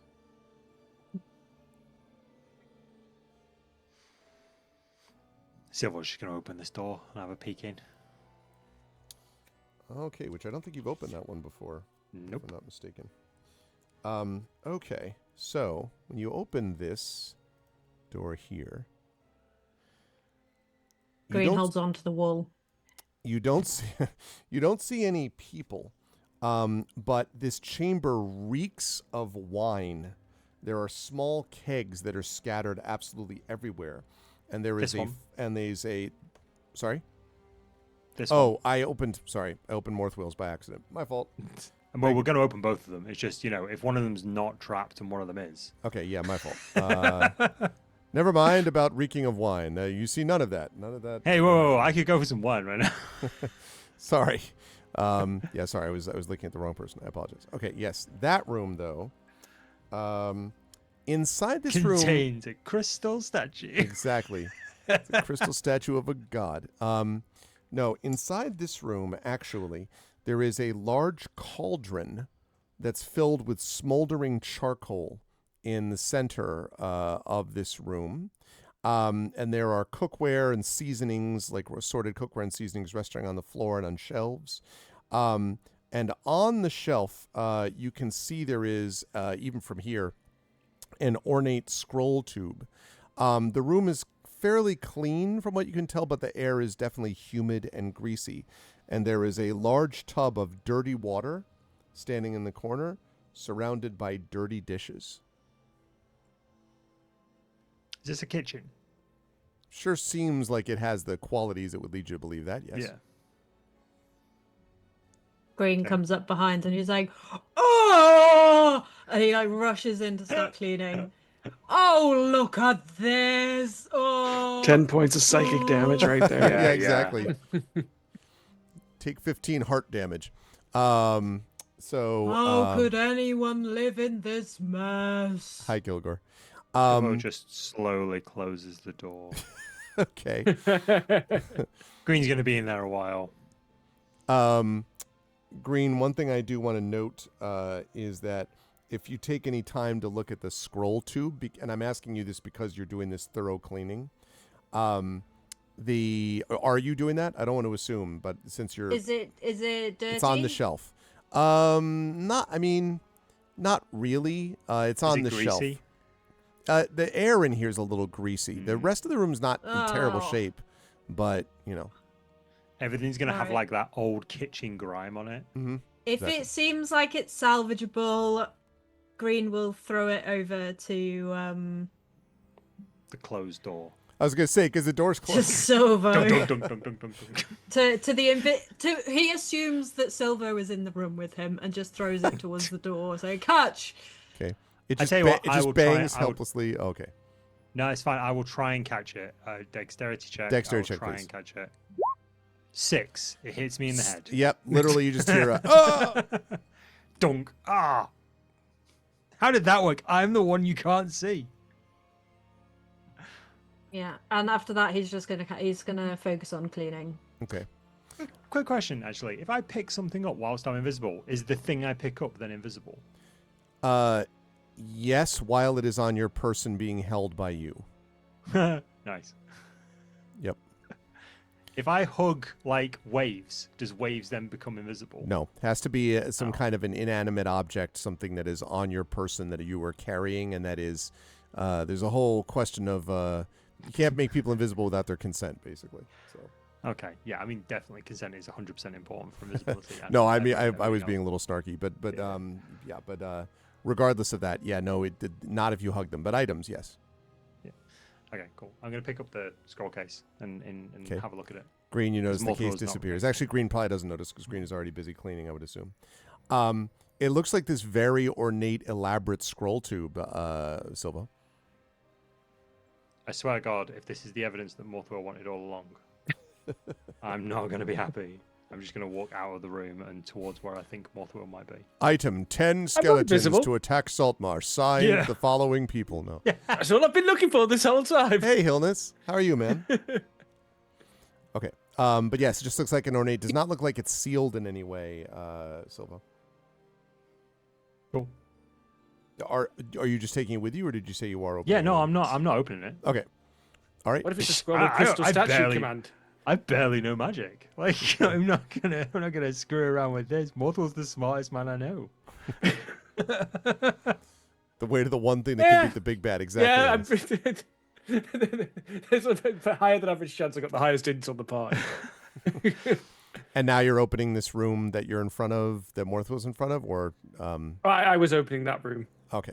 I wanted to make sure I did not The wine room. accidentally reveal Yeah. it again. So yes, absolutely reeks of wine. There were kegs scattered everywhere, small kegs, and there's a floor-to-ceiling wine rack that is filled with bottles dominating the southern wall, and a crudely made pallet of rags and sacks that are covering the center of the room. I'd like to take a look at some of the bottles of wine. Okay. They look to be empty from what you can tell, Northwill. Shocker. Yeah. They look to be empty. So there's a lot of picking up bottles and tossing over shoulder going on right now. Mhm. Yeah. Yeah. He will then move on to checking kegs. Okay. So most of the kegs seem to be empty as well, but one of them, when you pick it up, all of a sudden is quite heavy relative to the others. So it's empty, empty, empty. All right. It doesn't slosh though. It's Cosmandy, isn't it? It doesn't Sorry. I'm not sure what the significance of it not sloshing really means. Is that like down to the type of viscousness? It's groaning. You don't know, but it doesn't feel like there's liquid inside this. Oh. I'm going to take out my cup, though. I'm going to hold it under... I'm going to, like, tap the keg. Okay. And then... just going to try and pour out a little taster into my cup first, just to see if Absolutely anything comes zip. Nothing comes out at all. out. Okay. And I'm going to take out, like, my carpentry, like, chisel and hammer, and I'm just going to start prying off the end of one of the keg. Okay. When you pop it open, inside you see what looks like, at first you're kind of confused about what you're looking at, and then you notice that you think you're looking at a set of leather armor, and possibly underneath it or to the side of it is stuffed in several boots as well. Leather boots. Yes. Okay. Yeah, right. Okay.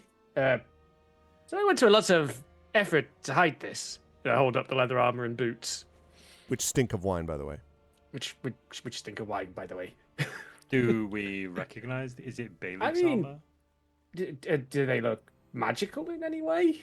They don't, but you don't really have, directly. Yeah. They and they definitely do not look like Bay Leaf's armor that you remember, but It's just a weird place to find them. Well, we'll now fixate on this for the next hour.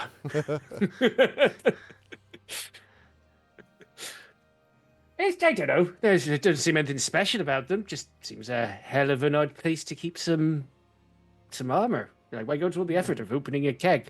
I mean, I understand the effort of emptying a keg. You got to put in a lot of effort to make sure it's emptied right. Yeah. Well, That's weird.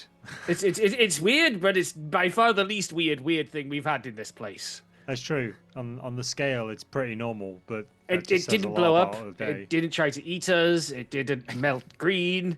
Didn't come to life. Speaking of green, you find that although some might argue that this place looked fairly clean, it's difficult to get rid of the grime of multiple meals when you're doing it now. Like, clearly someone should have thought this through, but you are managing to make a dent and are cleaning up the room more as time goes on. But this was absolutely a place used for food preparation and not adequately cleaned multiple times. Oh, he's just he doesn't even have the words. He doesn't even have the words. He's gonna do one more go round, Okay. and then is gonna consider aerial bombardment. Okay. Nuclear site from orbit. He's like, Mothwell, he's still got that bomb. It's no good. The cleaning brushes won't do it. Give me the We explosives. just got to blast it all down into bedrock and start over. It's better for all concerned. Silver just pokes his head and he's like, "How you doing, buddy?"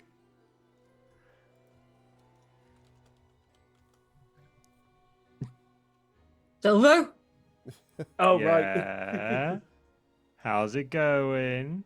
Wait, how Is terrible. I don't have enough clean water to clean this adequately. Does Mothwheel still have that bomb?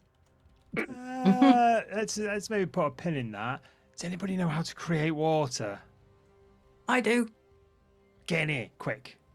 I am going to use create water. Right, I well, can create no. up to 10 gallons of clean water. in an open container. Is there a spare barrel that I can borrow? Several. All of them stinking of wine, but yes. Yeah. Yeah, yeah. I'll Is this- prestidigitate it clean and then. There you go. We can get you some water. There you go. We'll get you some water. Thank you. How big I'm are gonna these do kegs? that.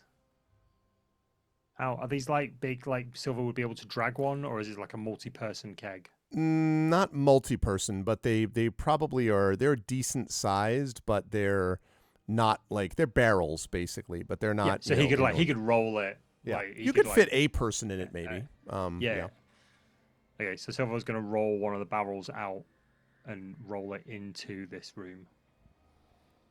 So there's at least one barrel. I don't know if anybody else is also moving barrels. Also, There's a Fleo's, barrel just moving. At the Fleo's minute, note like- messages, by the way. It's your heel turn moment, Fleos. Exactly.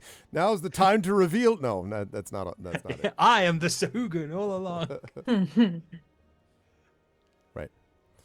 Cool. I'm going to use I a have- barrel of water to Yeah. rinse off the room one Okay. last time. We can do that. I guess I'm looking at this scroll Silver mentioned. Oh yeah, you suddenly are presented with a floating scroll that looks like it's been tossed gently in your direction. Think fast. Yeah. I can do that too, you know. Found it in the kitchen. Don't know what it is. Don't care. Bye. Wait.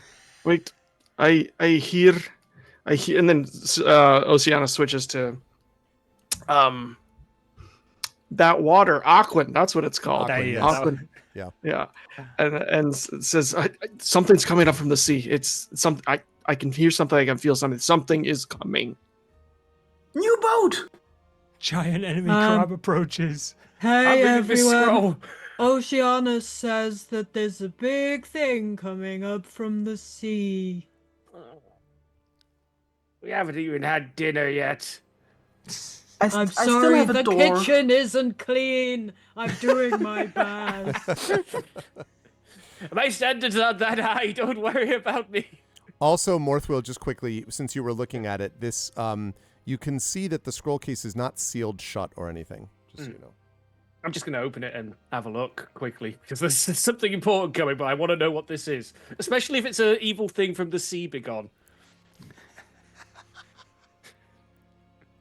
Anti-enemy crab scroll. Yeah, historically accurate. All right. Are you folks headed up? Are you staying down? What are you doing? I'm I still definitely want to gonna head open the up. door. Waves definitely I wants want- to open that door, which I definitely forgot existed. Yeah, I just want to open the last door because maybe the boat thieves are in there. Are they? When you open the door, you see in here empty weapon racks, and there are several empty bins and shelves lining the walls of the room. There's also a bedroll of blankets, but you notice that the bedroll and the blankets and a lot of stuff around here has been tossed aside as if being moved hurriedly.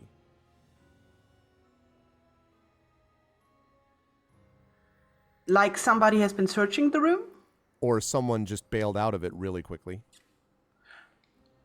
Well, if they bailed out, they might have left something behind. I'll do at least a check of the room. Okay, it's going to be really cursory if you want to get up to the top quickly, but if you're like, it's not going to be very in depth. Are you okay with that? Just Yeah, I'm okay with that, just in case there's a new boat coming. okay. Go ahead and make an investigation check. I'm going to have you do it at disadvantage, though. Okay. I'm not good in investigation anyway, so it doesn't really matter. No disadvantage. Submit. I've got a 2 and a 5. You're like, someone has been in this room at some point. Yes. At one time, people kept things here, but that's pretty much. There's really not much here that you can find. There are just there's just a bunch of like just stuff sort of scattered around the floor in terms of like blankets and like straw, which might have been what used to be under the bed, but you can't get any details beyond that. Okay. There's well definitely then, no one in I the room tried. at the moment. Yeah, besides you.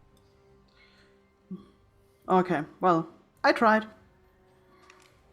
All right. So the rest of you are heading up to the top again, to the Abbey. Mhm. So when you get up to the top, Oceanus, you feel this kind of, I guess I would say, pull might be the way to describe it. But the sound that you're getting is coming from basically over in, one second, here, in this direction, over to the western side of the island. And you can sort of feel the ocean wind kind of brushing against you, and this kind of whispering in almost in your mind, Oceanus. Oh, that sounds bad. Does anyone else hear that? Do you hear in the head? You hear? Definitely not, by the way. Silver's just like, it's not me. Whatever it is, it's not me. This one's not me. hear Can I- only sadness. Can I? How steep is this cliff? It's quite steep. I'd have to take a look Okay. again, but it's. Let me see. Hold on a second while I get the procedures. Yeah, like very, very dangerous sort of rocky shoals that extend around it. The cliffs are probably about a couple hundred feet. Maybe like a couple hundred feet down to the ocean. Because these are, as a reminder, these squares are 500-foot squares once you get up here, because they're very, it's an island. It's a, We're bigger island. gigantic. Yeah, exactly. I'm doing this for the sake of people being able to see, but you're not, in fact, a 500-foot person. But yeah, so they're very steep. But you can see, and there's also these, as I say, rocky shoals here, just off the side of the cliffs. But as you look down, Oceanus, over here, you can see a bubbling in the ocean water. Would I recognize that at all? Have any idea what it might be? No, except to say that things that bubble underneath the water tend to come up to the water, possibly. But it's kind of it's that like something is, there's a disruption in the water. It's the crab we never All right. killed. I pointed out to Green. Green, do you see that? Do you see that over there? Yes, if this is a kraken, I will go back to the Abbey and see you later. As you're all looking, though, Oceanus and Green, and then the rest of you can see it as you come up upon it, you suddenly see something surface and then float. You're pretty sure, Oceanus, that it is a body. Oh. And then you see another body, and then another, and another. And one second here. I found them. I found them. I see something. I think it's an initiative tracker. I saw it as well. Yeah. You see an initiative tracker bubble to the surface. No. Do we recognize the clothes on the body? You do. Make sure that we can see. Bloop. Oh wait, let me get the. Sure that I got. Oh, he's still So I sleeping. can dramatically That's nice. imprint. There we go. I spent 300 golds worth of diamonds reviving you.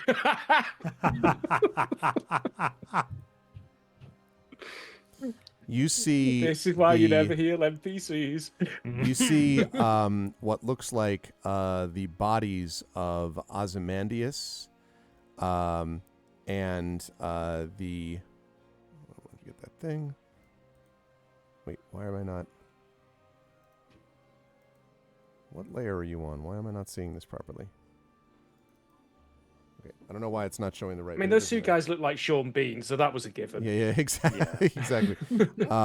So you see the bodies clearly of Bayleaf and Osmandius and the two veterans for this, and also Ogmund. That's the one I was looking for. All of the bodies sort of floating up and down in the water. They are not moving.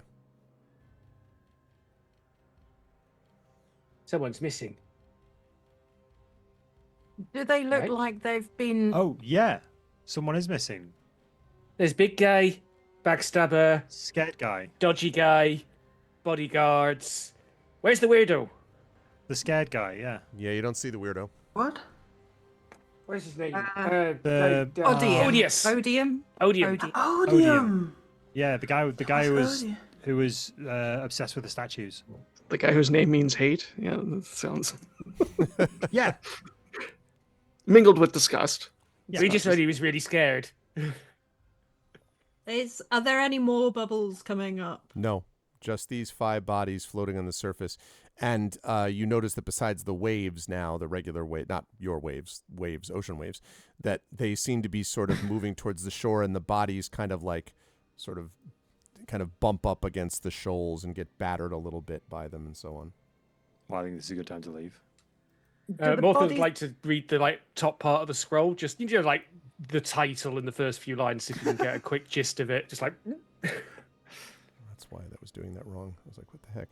I put it on the map token. My bad. 1 second. That's why I couldn't control them. And then this one. And then this one. Okay. So now I should be able to... Yes. Okay. So now I can move them. So they're like, doof, doof, and you can see them getting kind of smacked around the shoals. Just to be sure, of the 3 people with O in their name, we only have 2. Yes. Right. Osmandius and Ogmund, who was the mean guy. It was Ogmund. So the main bad guy and the mean guy. We don't have the guy who really the scared guy who really wanted to leave the island, who was later obsessed with the statues in the room where I met him. And I should point out that, Brian, you would know a little bit as a water genasi that this is unusual for these bodies to just be visible there. Oceanus, you certainly know that the ocean does not yield up those things that it has taken this way. You would expect something to have eaten it or eaten the bodies or whatever. But they have not done so. And in fact, as you're looking at them, although they are getting battered around and you can see a little bit of maybe a bit of blood and stuff. It's hard to tell as you are pretty far above them. But you can definitely see they're hitting the ground. They're not ghosts. They're definitely hitting the rocks. But they're not messed up. If they had fallen from a great distance, you would expect to have seen that. Certainly if they had been, if a kraken had come and taken them and brought them down below the water, that would not have happened. They wouldn't be as well preserved, let's say, as this. So it looks like they've been drowned and released. Or maybe, yeah. The fact that only these bodies are visible to you is strange. Let's put it that way.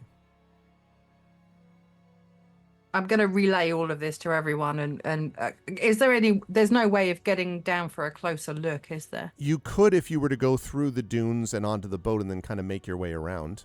Or I guess do an epic, I will leap and dive from a distance. I mean, that would be quite a challenge, but I suppose you could give that a shot.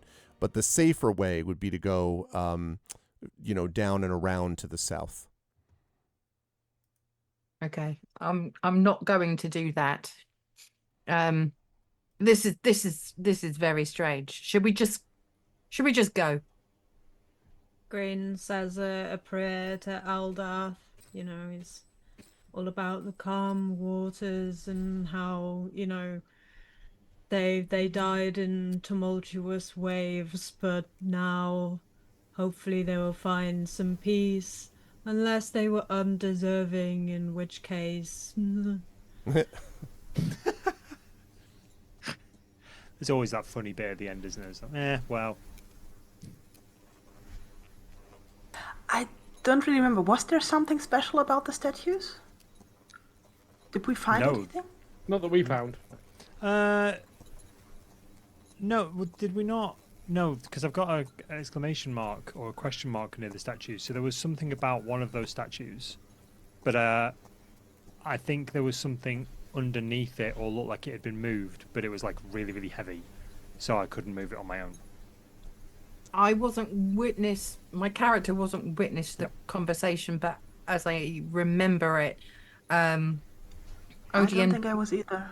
Didn't want to leave any of the statues, and I think Silvo told him he could pick a couple of his favourites, so that's what he was doing. He could pick his friends for the trip. Yeah, something like that. Yeah. They were his friends, and he didn't want to abandon his friends, so he had to pick his friends for the trip. I said, if you gather your friends together, then we can take them on the boat when we go back to Saltmarsh. I bet he's run off with the bloody things I've been looking for. But is the boat still there? But then you mean the boat? But then how has that happened? And Silver sort of motions to the bodies in the water. Maybe there is more to odium than meets the eye. Yeah. Yeah, this whole place has given me a weird icy chill, and I don't really think we should stay here any longer than we have to.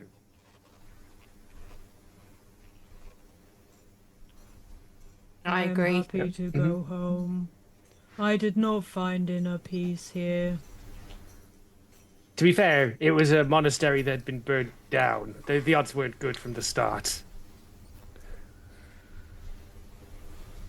Yeah, there's very little peace in desecrated holy ground anyway. So, Hey, I mean, Are unless we there- want to are go there back any- and have a Go ahead, Flav. sorry. Are there any sea creatures like visible at all? Or can I just be like and try and like And call 5 something? dolphins show up. Yeah. Are you Aquaman all of Yeah, a I sudden? was gonna say that'd be pretty badass. You not from here. You don't notice anything, Oceanus. If you were to get back in the water, maybe you could sort of get a better sense of things. But from this, you're a couple hundred feet up, right? Like, so from this distance, you don't know. There's certainly, I mean, you can tell that there must be sea creatures around the island. It is odd, though, that you received. You certainly have had sort of communications from the sea before, but it was almost as if you were being let know that something had been, as if the sea were regurgitating something.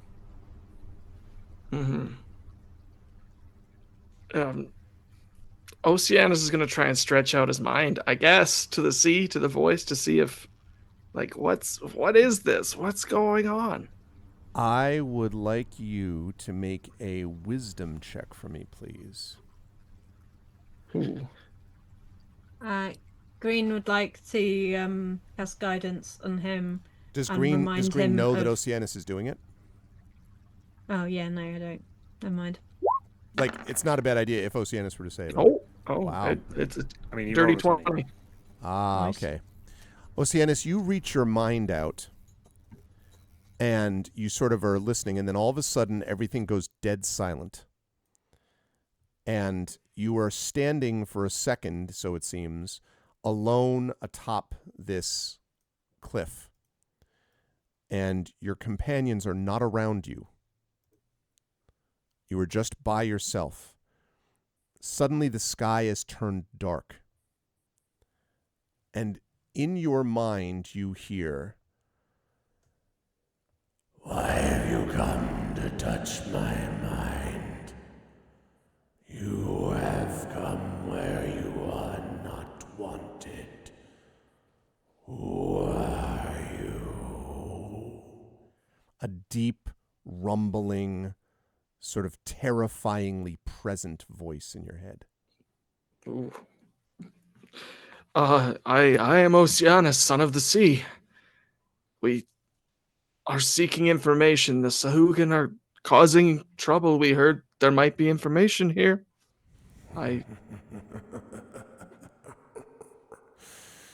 You speak of things you know nothing of, stepson of the sea. Your lungs have grown weak with air, and you have thrown your lot in with the land. You will be swept away with them.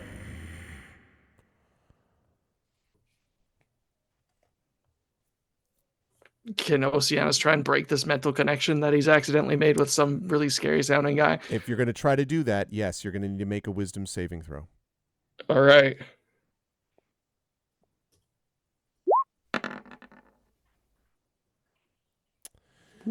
So you feel like you struggle against this thing because clearly you can almost feel this sort of like thing pulling at your mind. And the rest of you, I can tell you, by the way, now, are as you're watching, you see Oceanus kind of sway back and forth on the edge of the cliff, like sort of staring down. And then, Oceanus, you draw upon the nobility of you and your people, and you clutch your trident perhaps a little bit more strongly, and you pull forth from this thing. There is a cost, I'll explain in a minute. But as you pull forth from this thing, you hear, "It means nothing. Go. Go and prepare for your end. Suck in the oxygen of this land and feel your weakness upon you. The sea will go dry, and you with it." There is a flash of what feels like something slimy and impossibly strong circling around your neck, and then you are cast out of the vision. You are going to take 15 points of psychic damage as Oceanus hits the ground in front of you. You're still conscious, Oceanus, barely. And he's very close to the edge, by the way. Suddenly, incidentally, the wind is back, and so on. And none of you, of course, heard any of that, except you saw Oceanus sway and then fall to the ground. Green wants to rush over. Okay. Oceanus. And cast Cure Wounds, I guess. Okay, you can do that. 2d8. Brian hasn't got a clue what's going on, but just looks really alert, looking in every direction to see if I can see any danger coming. Oh, 15, right back up. Yep, absolutely nothing. You don't hear or see anything, Brian. None of you saw anything except you still see the bodies sort of bobbing in the water down below, and Oceanus now sort of just lying on his back. Like I said, conscious, and definitely now better once Green is healed. Slaps him in the face a little bit. Thanks, Green. There's something old and evil that's working against us down there. Maybe it is a kraken. Maybe we're right. I tried to reach out with my mind, and that was a bad choice. I'll leave that to other people. I can understand Oceanus as well. I believe we speak the same language. I'm going to turn to him and say, have you ever known a kraken to be able to do that before? I actually don't. Would Oceanus have known a kraken to do such? Like, heard stories of krakens or? How about a history check for me? I'll let you do this. I don't know if I can give it, not advantage, but I'll give you +2 to this. And this is something, Green, if you wanted to provide guidance, because you asked before, you could do that for this if you wanted. That's up to you. Yes, I'll do that.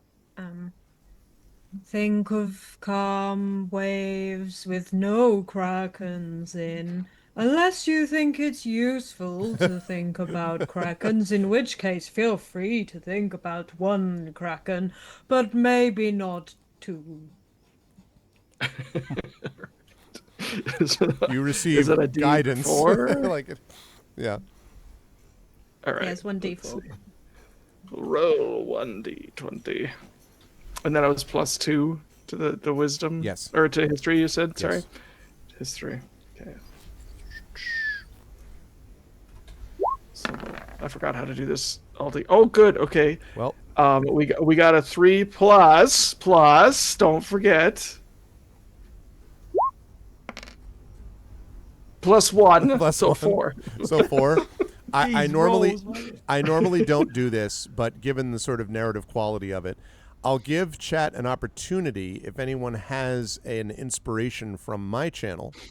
I will give chat an opportunity to inspire flails to thus inspire Oceanus to do this if you want to use one. I'm afraid the channel point ones are not available because Prince Justin used them to save Tari Tunes in Beowulf earlier this month. But if there are regular ones left over, I will allow that. Otherwise, no. He waits to see.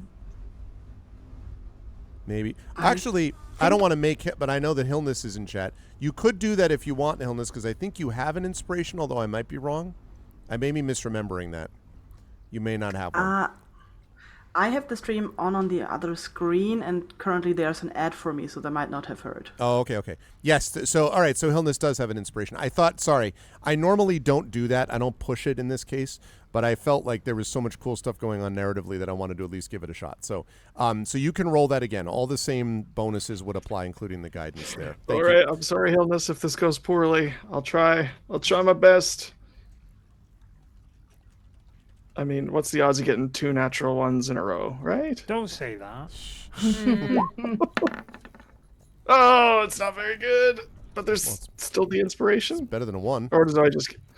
So go ahead and roll the guidance again for that. Or the guidance, yeah, the guidance. Okay. So I'd like to use the 11! light fate. Yeah, let's use a light fate. Yeah, cute. So it's 11, you said? It's 11. Okay. Yeah, Thanks, Hilness. That gives you at least something that you wouldn't have gotten with your previous roll.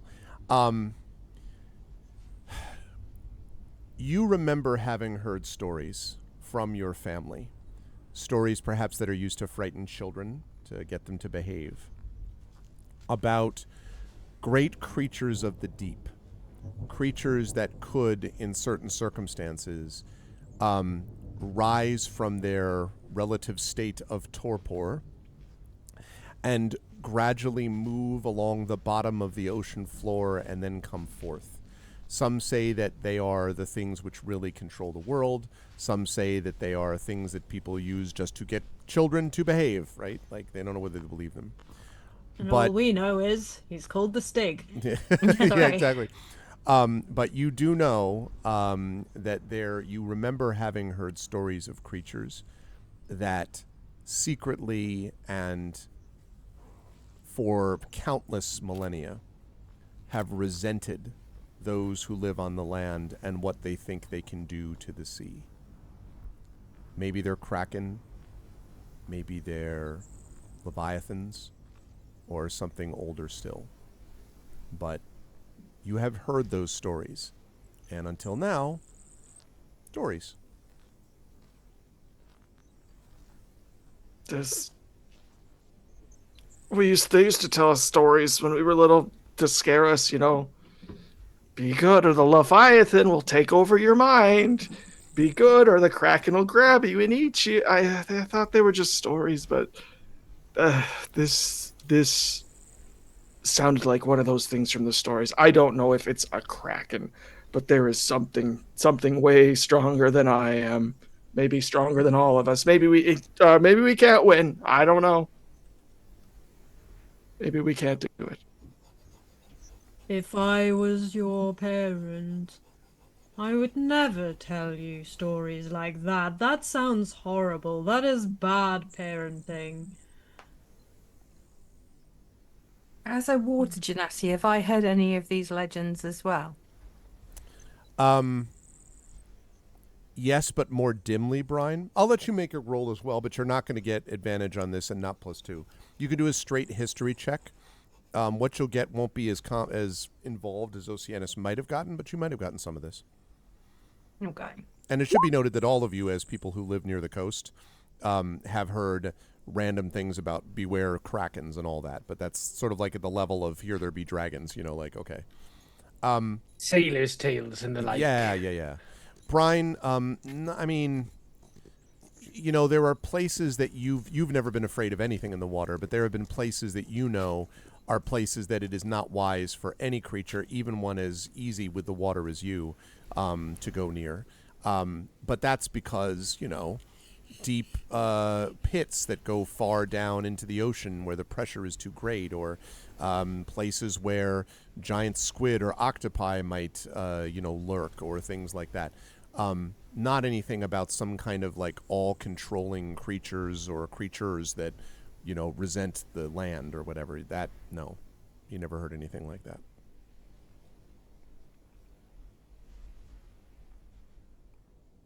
The I mean, bodies. there's nothing I can add to what Oceanus has said, so I'm just gonna like just be aware and look for any potential tentacles to come out of the water and the bodies bang into the shoals again a few times. Silvo is going to speak to Oceanus. Obviously, you can't see him, but you hear his voice nearby, and you just hear him say, "Let me guess, terrifying tentacle creature from somewhere in the depths of God knows where, trying to rip your mind in half."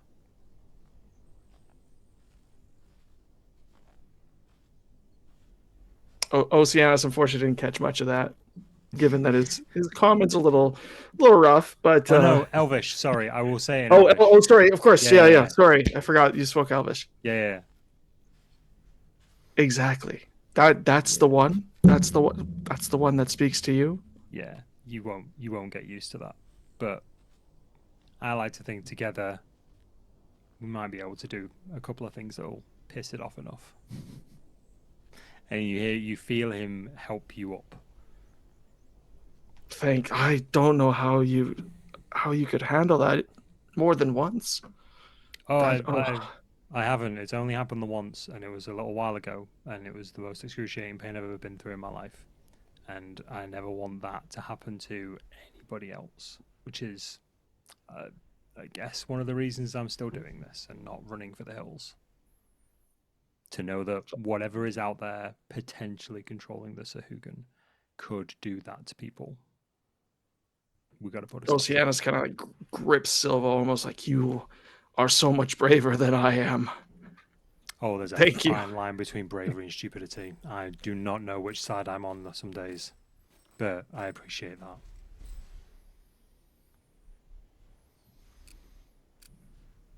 So, is there anyone else who's suddenly feeling like they don't want to get on the boat anymore?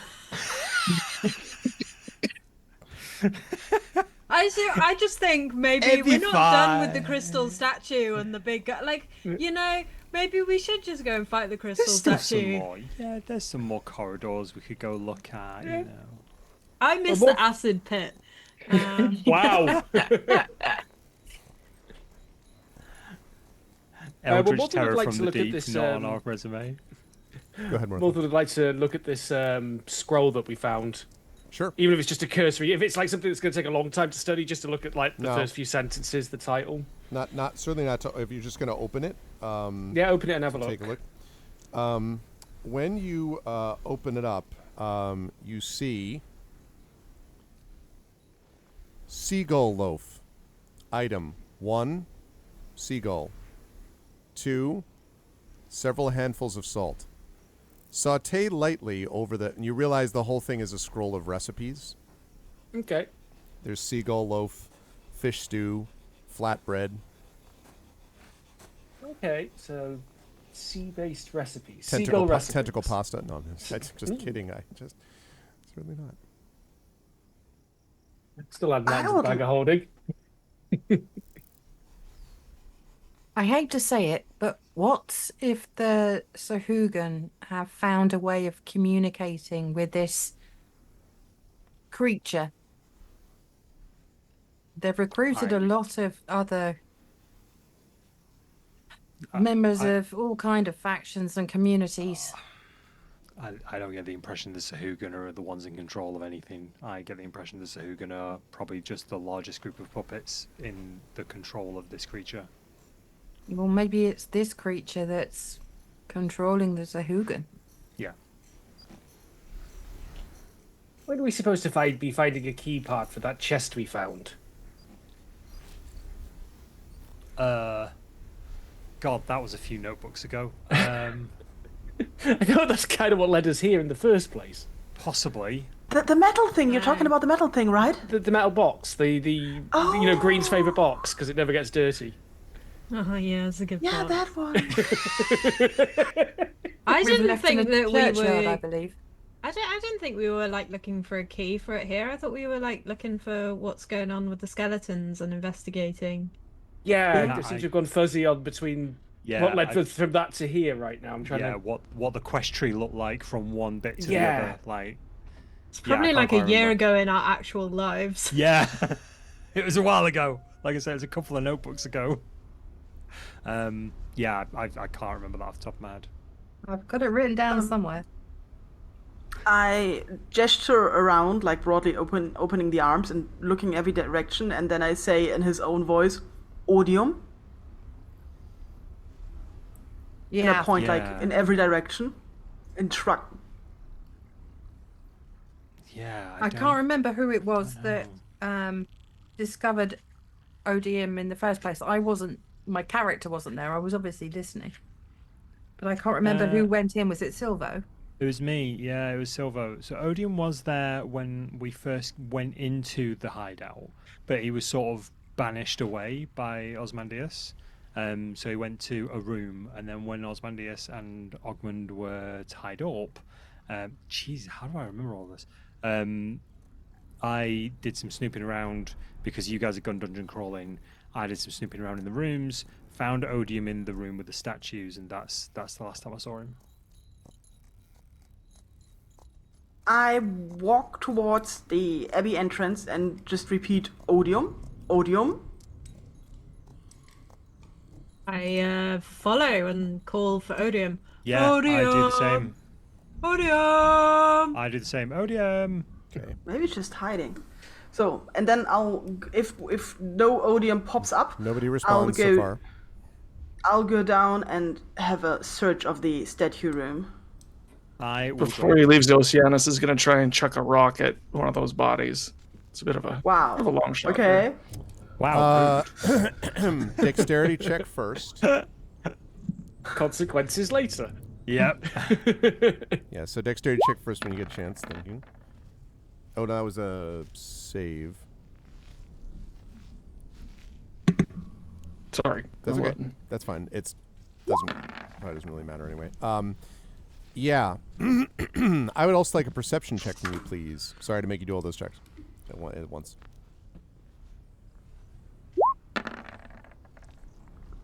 Okay.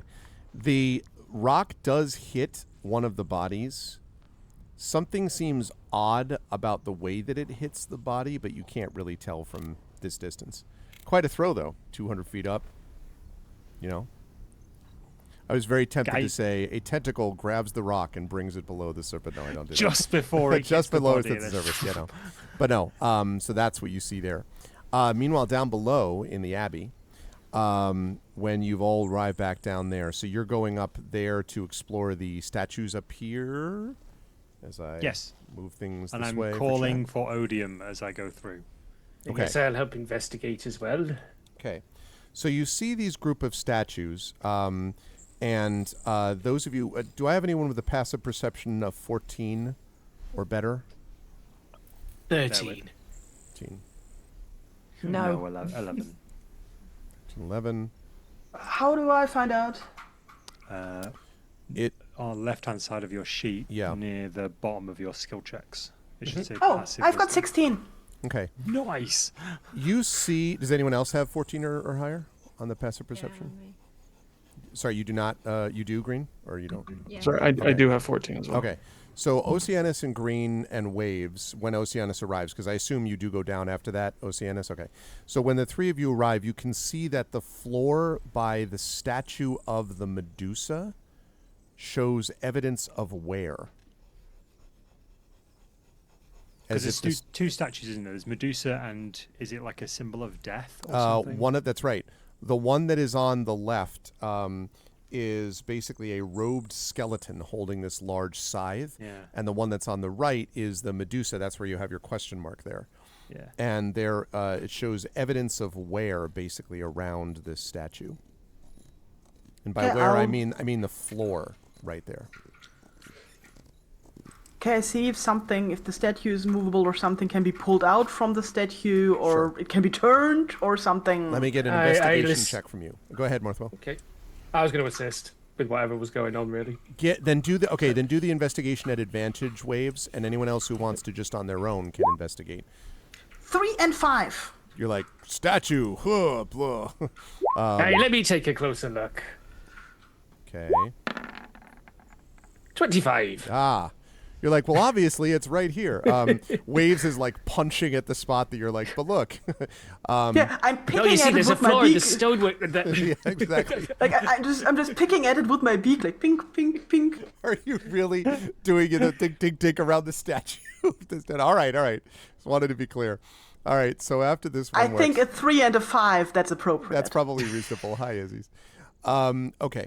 Morthwill, as you are looking around, one thing that it does help as she's doing that is you're like, wait a minute. And you sort of look closer and you can see there is an area of the stone that seems discolored. And when you kind of push on it, suddenly the entire, and all of you, I want to sort of imagine for a moment the visual, because you're all sort of looking around and suddenly there's this moment where you're this, and the entire Medusa statue pivots. So there's this moment of, and it goes scraping along the floor and rotates such that below the statue in the floor, in a recessed area, you see several items in a spot below the statue of the Medusa. More loot. Is it dead people? Looking at that. More dead people? A few things. Is there something labeled our plan? Yes, my goal. Maybe. This is what I meant if I do it. There are 2 scrolls, first of all. You need to open them to see what they are, but they're 2 scrolls that are just lying with sort of like tied with a ribbon, basically. There is a large silver holy symbol, and the holy symbol is odd. It is not shaped like a traditional one that you would know. It looks at first almost like a harp, but when you look more closely, you see that the strings are tentacles. And last, Cthulhu harpers. And last, there is a gilded tome. It is dark, sort of purplish red. And on the top of it, on the sort of the front of it, you can see something written in this strange language. It seems to have 2 languages, basically, that are right underneath each other. One of them is completely incomprehensible. I shouldn't say that, actually. I shouldn't say that. What languages do people speak besides? I know about Aquan. Besides that, we have Elvish, right? We have Common. What else do people speak? I speak Auran. Auran, okay. I speak Auran. Mm-hmm. I speak Celestial. Celestial, okay. I speak deep speech. Deep speech, okay. And then it just Aquan and Primordial, but I think Primordial just means like Yep. the flavors. Aquan's a dialect of Primordial, just like Auran and stuff. Okay, so Aquan. Brian, you know Aquan also? Did we talk about this? I do. Okay. So the 3 of you read on the top of this, it is titled The Final Stage. That's Where what is the this title written? says on the cover of it. And It's there's a some theater language book. underneath it. There's some language underneath it which you have a suspicion is probably the same words but translated in a different language. But the final stage that you're able to read, and again underneath it's probably translated into something else you don't recognize, but what you can see on top in Aquan is the final stage. Can I relay that I- information to the group? Sure. Hello. And Brian and Oceanus could see that too. Yep. So it really is an our plan book? Our secret maniacal plan book? The next stage.txt. Oh, sorry, the final stage.txt. No, it's nice. We'll Yes, like take a theater look play. at the scrolls. I'll show everything to everyone. I'll leave the whole. I'll sort of gesture to the holy symbol to, I guess, Green, since Green is the most religious of us. It seems, at least outwardly. Okay. I'm going to take a look at the scrolls. Okay. The 2 scrolls. Did we say there was a robe in there as well? No, there is this tome with the title. There are 2 scrolls, and there is a this silver holy symbol that looks like a tentacle-strung harp. What was red? Was it the book? Yes, the book, which is made of kind of a purplish red.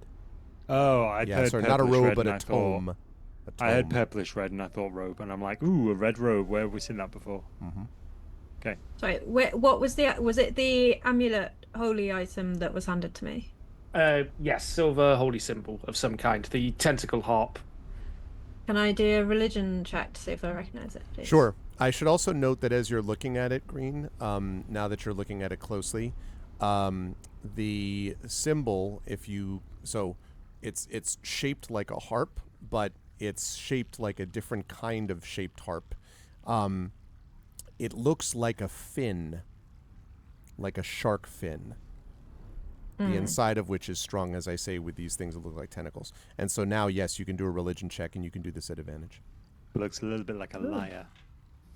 Is it a symbol? It's a bowed lyre. Yeah.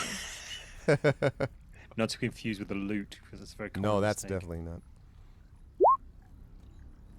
Is it a symbol that I've seen at 19. all on my piratey travels? Go ahead and make a religion check for me, Brian, but this one you're going to do not at advantage. Let's see if I you got have. 19 on mine. Okay, I got you. I'll take care of that in a second. 14. Okay.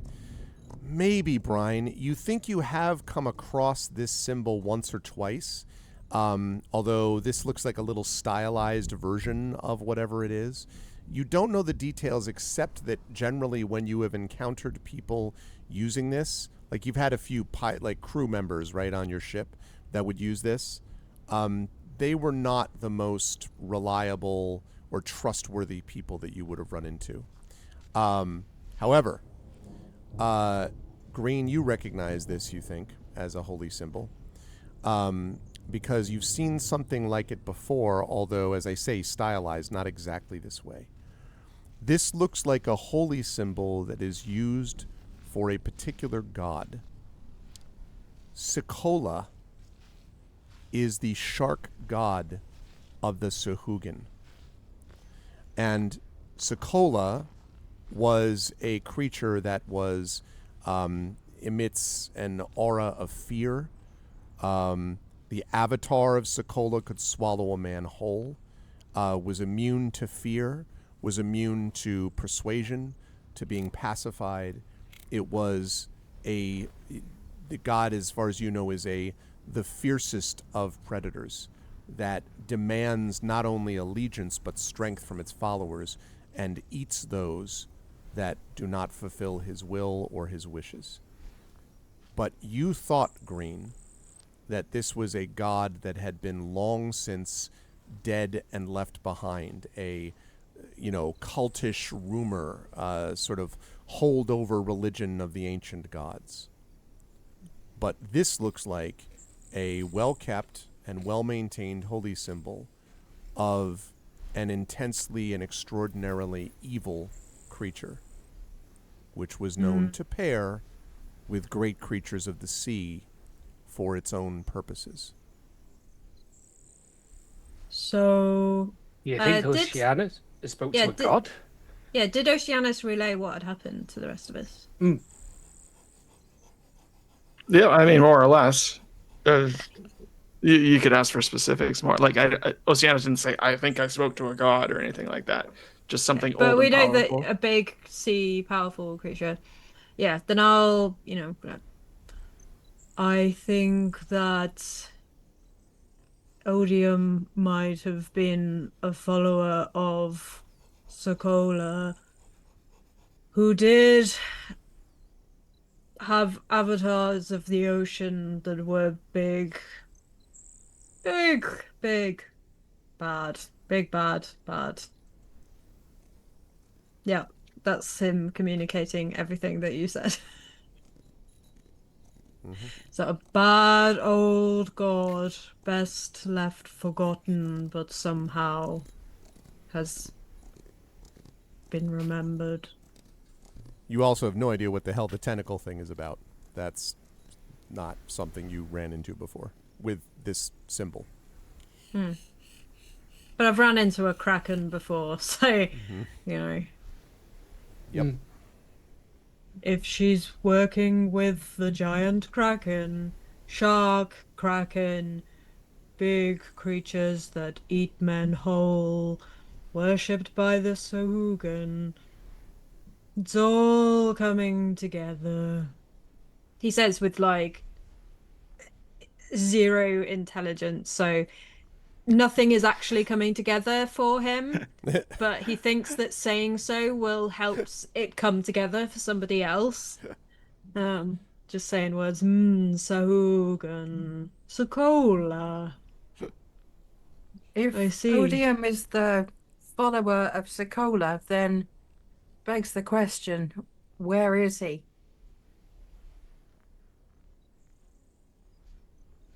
Well, we've had a look for him, so we don't know that one. We tried our best. Morthal's cracking open the scrolls for a look. 2 scrolls. One of them is a scroll of command. It's a spell scroll of the spell command. And another one, the other one, is a spell scroll of hold person. Usable by clerics. If no one else is doing it, I'd I'll like hand to that to flick you. through It's the me. tome. I'll hand that one over to Green. Spell scroll of hold person. And go ahead, Brian, you were saying. If no one else is doing it, I'd like to have a look through the tome. When you I open can't read it. Yeah, when you open the tome, Brian, there's a strange experience you have when you pull the tome and you sort of lift it up. You feel something strange and you look at your fingers and the fingertips are wet, even though this book is obviously dry. Nothing hurts you. It's just, when you see the first page, it looks like a series of ancient incantations, dark incantations, sacrifices to the sea. And as you read through these, Brian, at least the first few pages look to be, hundreds and hundreds of years ago, not anything, maybe a millennia ago or more, things that you've not seen or heard of. Lost ships, island lighthouses devastated, swimmers at close and safe coastlines pulled to their deaths, things like that.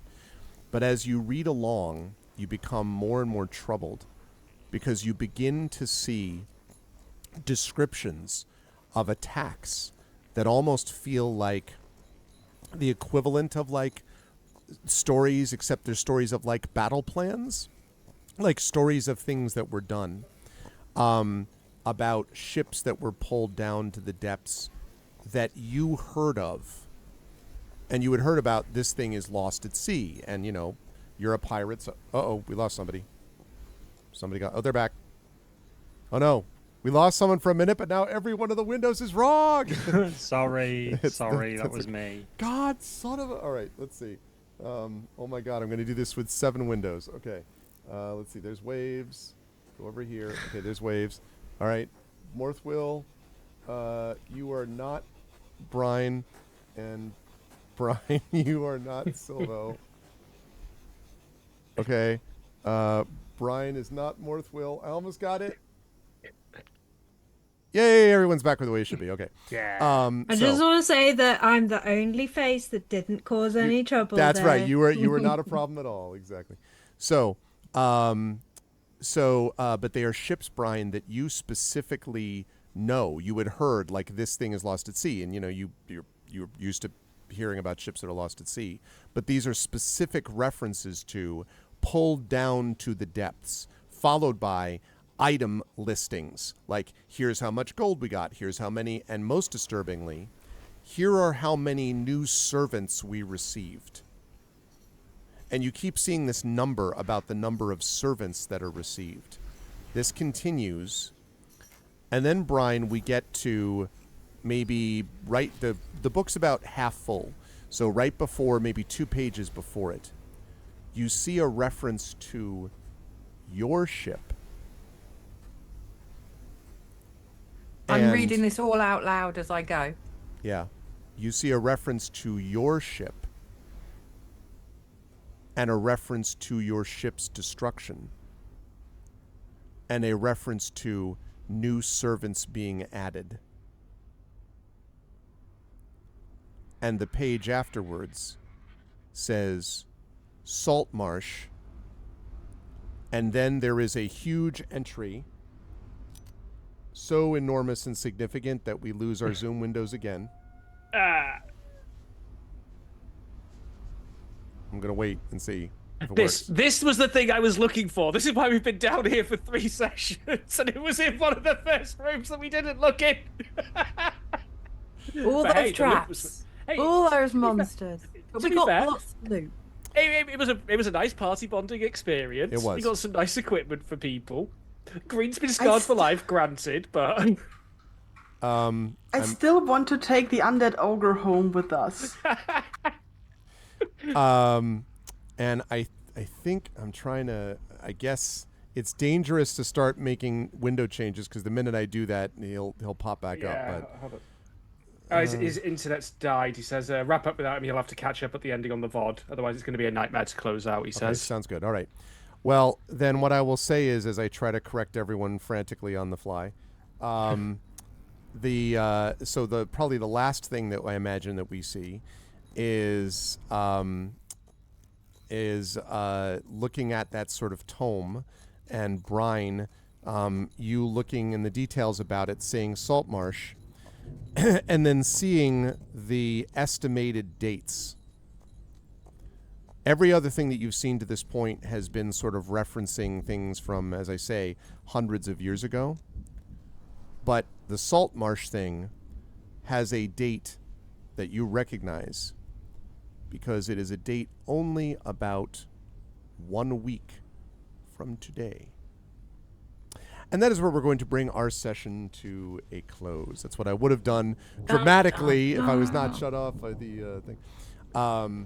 So I'm going to have to leave, we're going to leave Silvo out for now. I'm working on everything else. Great work, though, from everybody else. I am aware that we had a lot of stuff going on here as we were trying to sort through.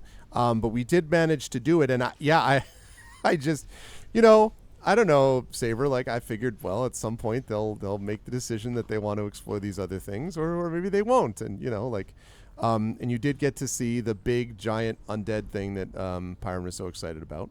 I am at least vindicated that my instincts were dead on and there was something tangible to actually take back with us. It was just the fact that it's right there after the last 2 sessions. That's right, and that it was apparently Odium had something to do with it, not Osmandius, that everyone sort of looked at as being the main guy. Perhaps that was part of it as well. And we may have a possibly resurrected god trying to get our attention at the moment. Maybe. I mean, I'm sure Working there's no theory. problem with any of that. I'm sure that's just exactly as you might have intended it.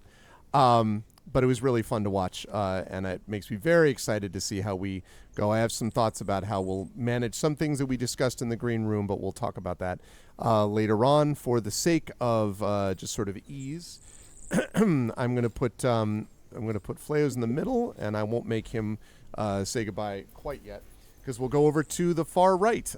He is not also Silvo, but we will work on for that. So I will start over the far right.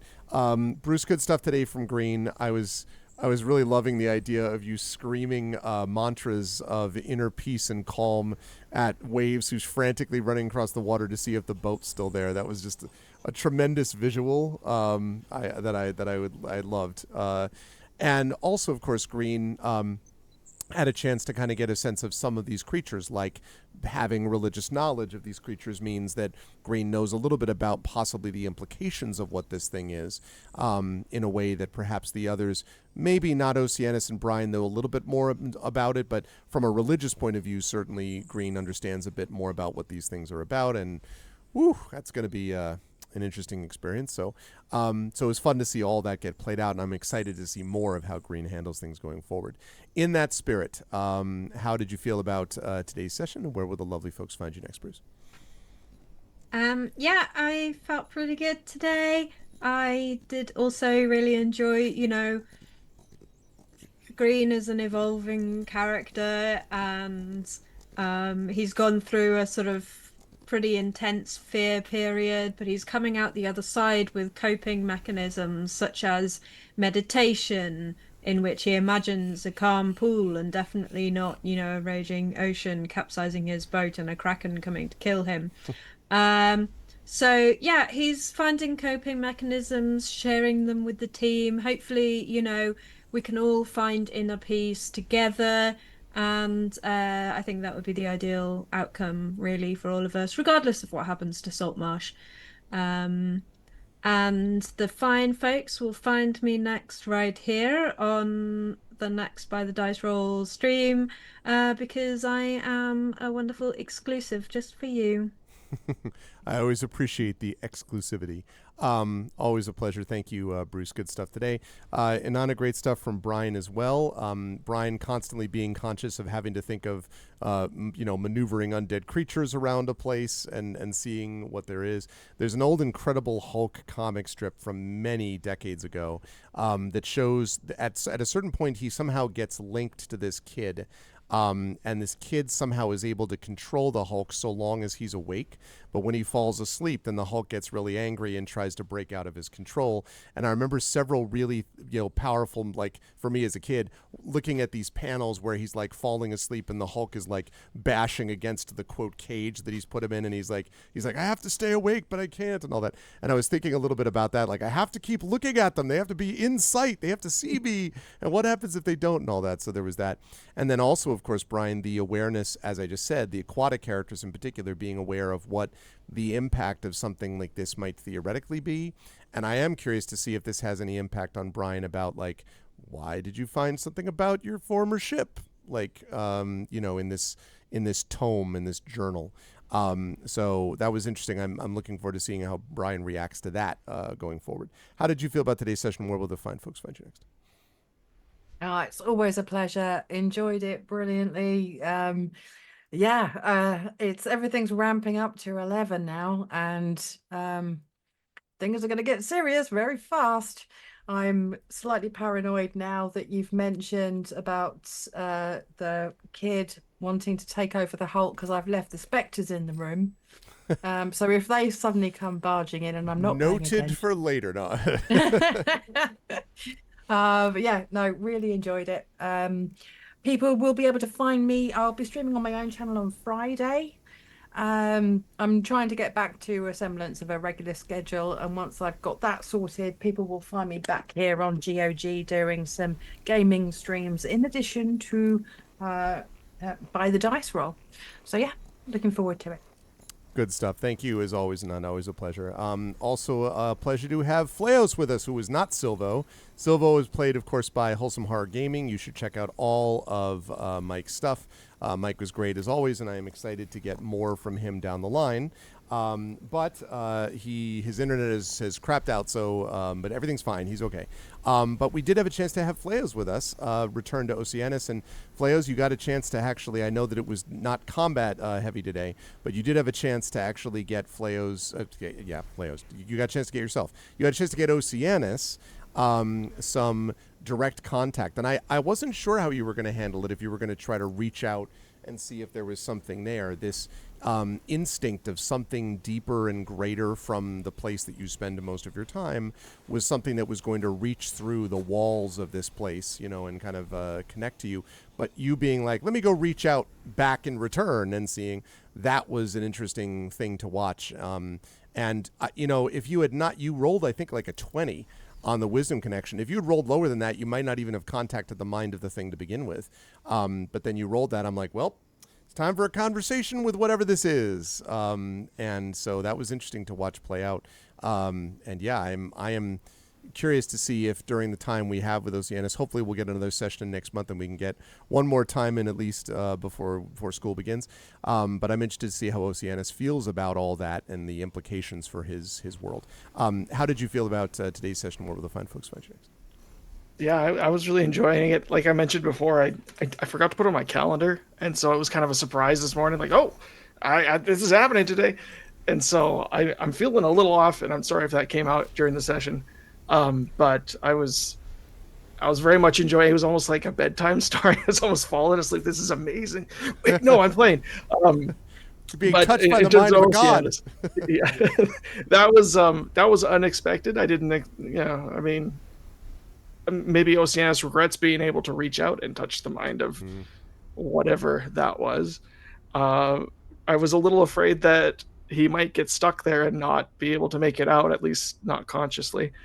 But yeah, that was an interesting time, and I'm looking forward to next month's session. I'm hoping that we'll be able to make it work out, and I think we can. I think we'll be able to do that. In terms of where I will be next, probably on Thursday on my own channel.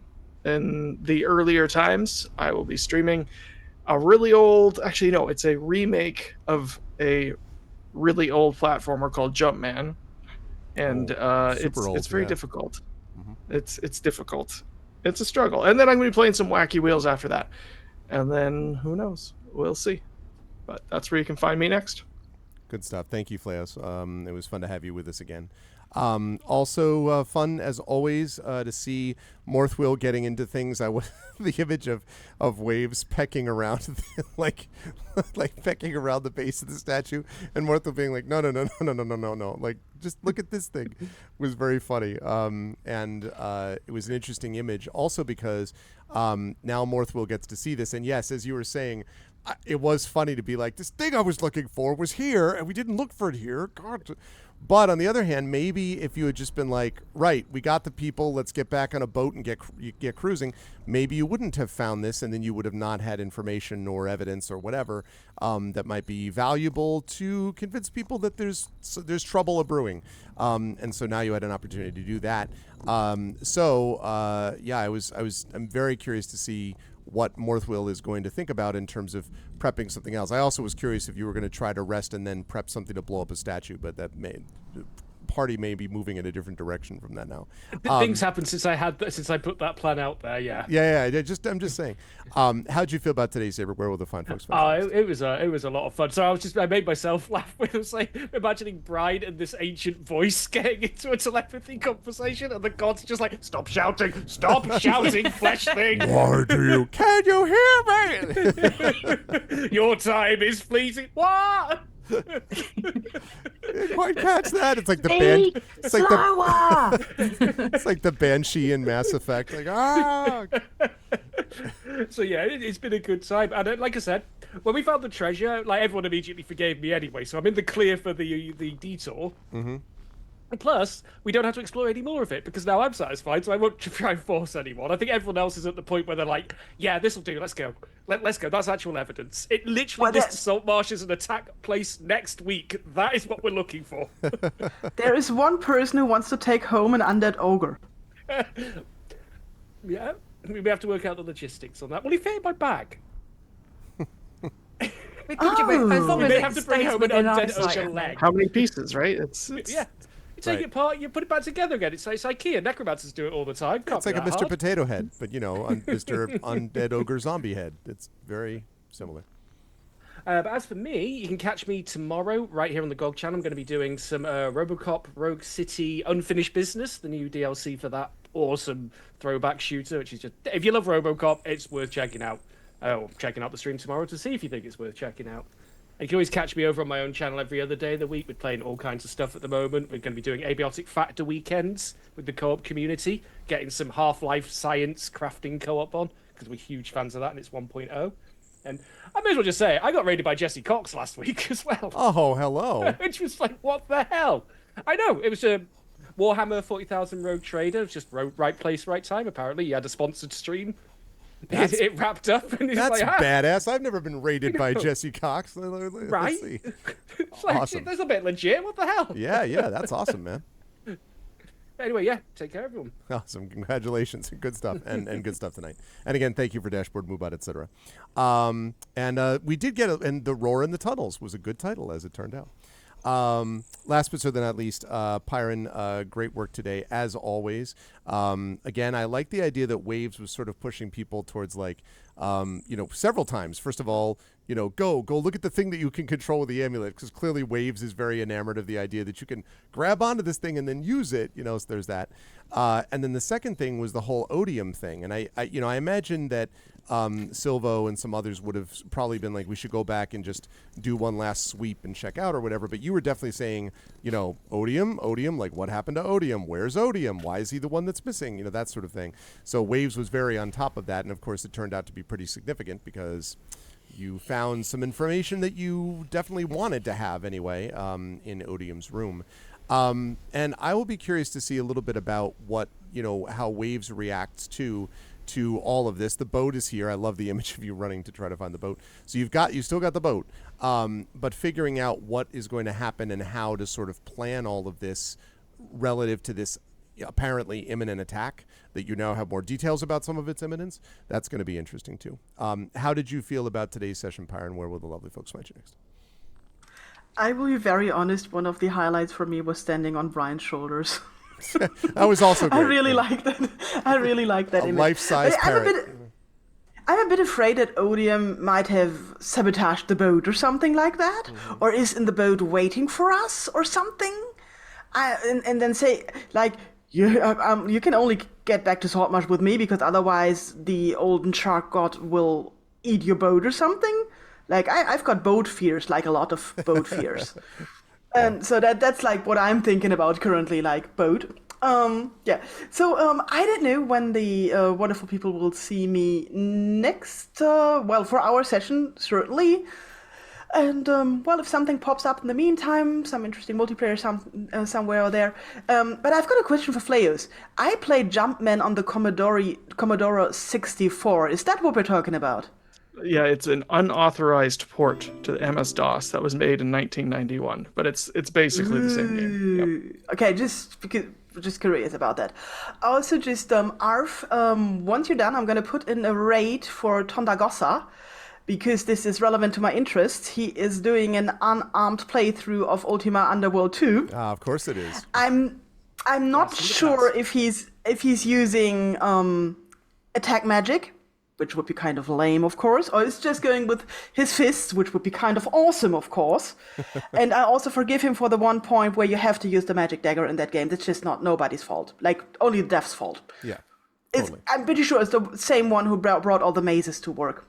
Yeah. So that's just what I wanted to say. So there's going to be a Tondagosa raid later on. Tondagosa Please, raid. everybody, go over there and check out whether he is using attack magic or not. I really need to know. Good stuff. And thank you. We will have some. There'll be some announcements coming up, incidentally, too, chat, just for By the Dice Roll. We are moving into the end stages of Ghosts of Saltmarsh. If we can ever get them off this bloody island, I might be able to level them. But regardless of that, we are moving into the end stages. I've already announced that, but we'll be making an announcement about future adventures / campaigns these folks may be playing, and future potential locations and schedules, he said mysteriously. So all of that you should be aware of, but you will definitely find us here at some point next month as we continue on with the things neither man, Kenku, dwarf, sea elf, water genasi, or turtle were meant to know. So we will see how all of that comes together as we go through. But, chat, can we get some love for the amazing crew of By the Dice Roll? Thank you to Wholesome Heart Gaming, who we'll see again next month. Thank you to Pyron J, Darksaber2K, Flayos, Inanda, and Undeveloped Bruce. Great job, team. I will see you folks soon. Bye for now. Bye-bye. Bye. That is going to do it for us here, but that is not going to do it for us overall. First of all, as I say, we will be back at some point next month. Also, I will not be with you folks next Tuesday because I'm going to be streaming on my channel, and then after that's done, I'm going to be getting ready to go, and then heading out for Gen Con, where I'm going to be as part of the Writer Symposium, as I've been doing for many years. So that's going to be happening. So if you liked what you saw and heard, and you're like, oh, this is awesome, I want to know more about it, you'll definitely see more of us at some point next month. And you'll also see something from me as I am just about in the end stages of the second portion of Expeditions Rome. I think there's one big third of Expeditions Rome left. left that I'll be getting to after that. But I will do that because I, have really been enjoying that game a ton. So you'll see more of that, especially as we move into September. But I should get something of it done, I think, in August. But right now, I'm going to head on out. I will see you folks back here. I'll see you folks on my own channel, I should say, tomorrow night. If you like D&D, more D&D coming with the Community D&D crew. That is the Shadow crew playing Waterdeep Dragon Heist. If you're interested in that, that's happening tomorrow night, 9:30 on my channel. And then Thursday night on my channel, I will be doing some more of a game that rhymes with Bloblivion, Bleblastard. You'll have to see that for yourself. You can probably figure that out a little bit on your own. As for this game, again, no Pen and Pixels next Tuesday, but in 2 weeks I should be back with Pen and Pixels. We'll see when we fit in the next one of these. Depends. Like, we'll try to make it work, but we'll figure it out. I don't know if it's going to be in 2 weeks or if it'll be in carry the one. If it'll be more like in 4 weeks when I'm back from all my travels, we'll see. But we will get something in, and then more Expeditions Rome as well. Otherwise, thank you to the amazing crew of By the Dice Roll. It was wonderful. I enjoyed it so much as always. Thank you all for being here. Kilgore Trout will be joining you in a few hours right back here, playing, I don't remember what, that's right, Anachronox will be in a little while. But otherwise, I encourage you to, as soon as I'm done here, go over with the raid that Pyron's going to be doing to Tondagasa, playing some Ultima Underworld 2. And we will see you back. Please also spread the word about this. We've had good turnout for the D&D sessions. Please spread a word about this and let people know. Come see all of the D&Ds that we're involved in certain ways. Come see all of our channels because it definitely helps us out. And we appreciate you all being here. Good work today, chat. Thank you as well to Hilnis for the inspiration that we needed for a little bit more lore. And I will see all of you lovely folks, as I say, 2 weeks back here for Pen and Pixels. But I'll be back on my own channel tomorrow, and then Thursday night, and then Saturday. Otherwise, Kilgore Trout here in a few hours, and more By the Dice Roll with more Ghosts of Saltmarsh next month. That's it for now. Everyone stick around for the video and the raid. And as I always say on my own stream, everyone please be good to each other. Bye for now.